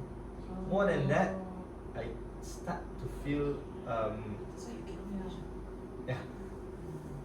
My stomach will not feel easy. I'll feel like something very bloated. Okay, at times I will feel very dizzy, like vomiting. Those are some risks of over OD coffee. Alright? Okay, so these are just some benchmark of 1 ounce of espresso is about 40 to 75 milligrams. So if, let's say, in comparison with that, you can drink at least 10 cups per day. Alright, whereas your generic brew is your hand brew coffee, like this, it's about 95 to 200 milligrams. So try to limit it at least maybe once or twice per day. Okay, if you, let's say you want to mix it with vanilla espresso. Then generic instant is your instant coffee.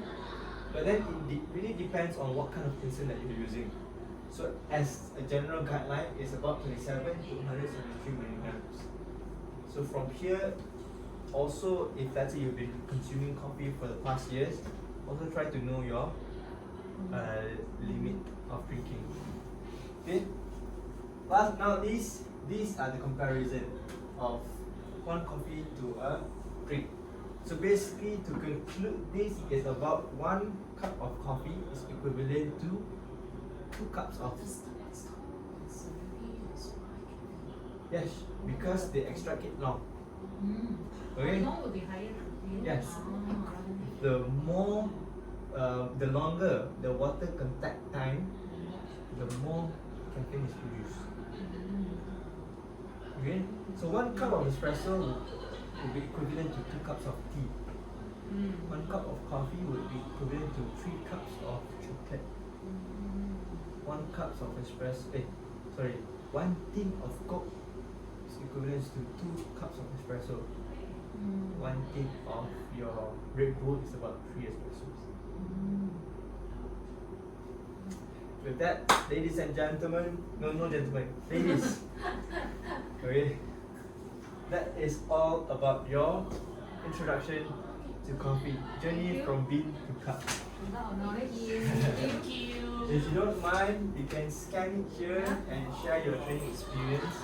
Are you able to share the presentation? We need to check. If I'm not mistaken, we're not allowed. Yeah. !aiyo! But never mind, I will check with my team whether are we allowed on China. Because it's more for us to refer back. Yep. And thank you very much and have a wonderful day. So this is my team.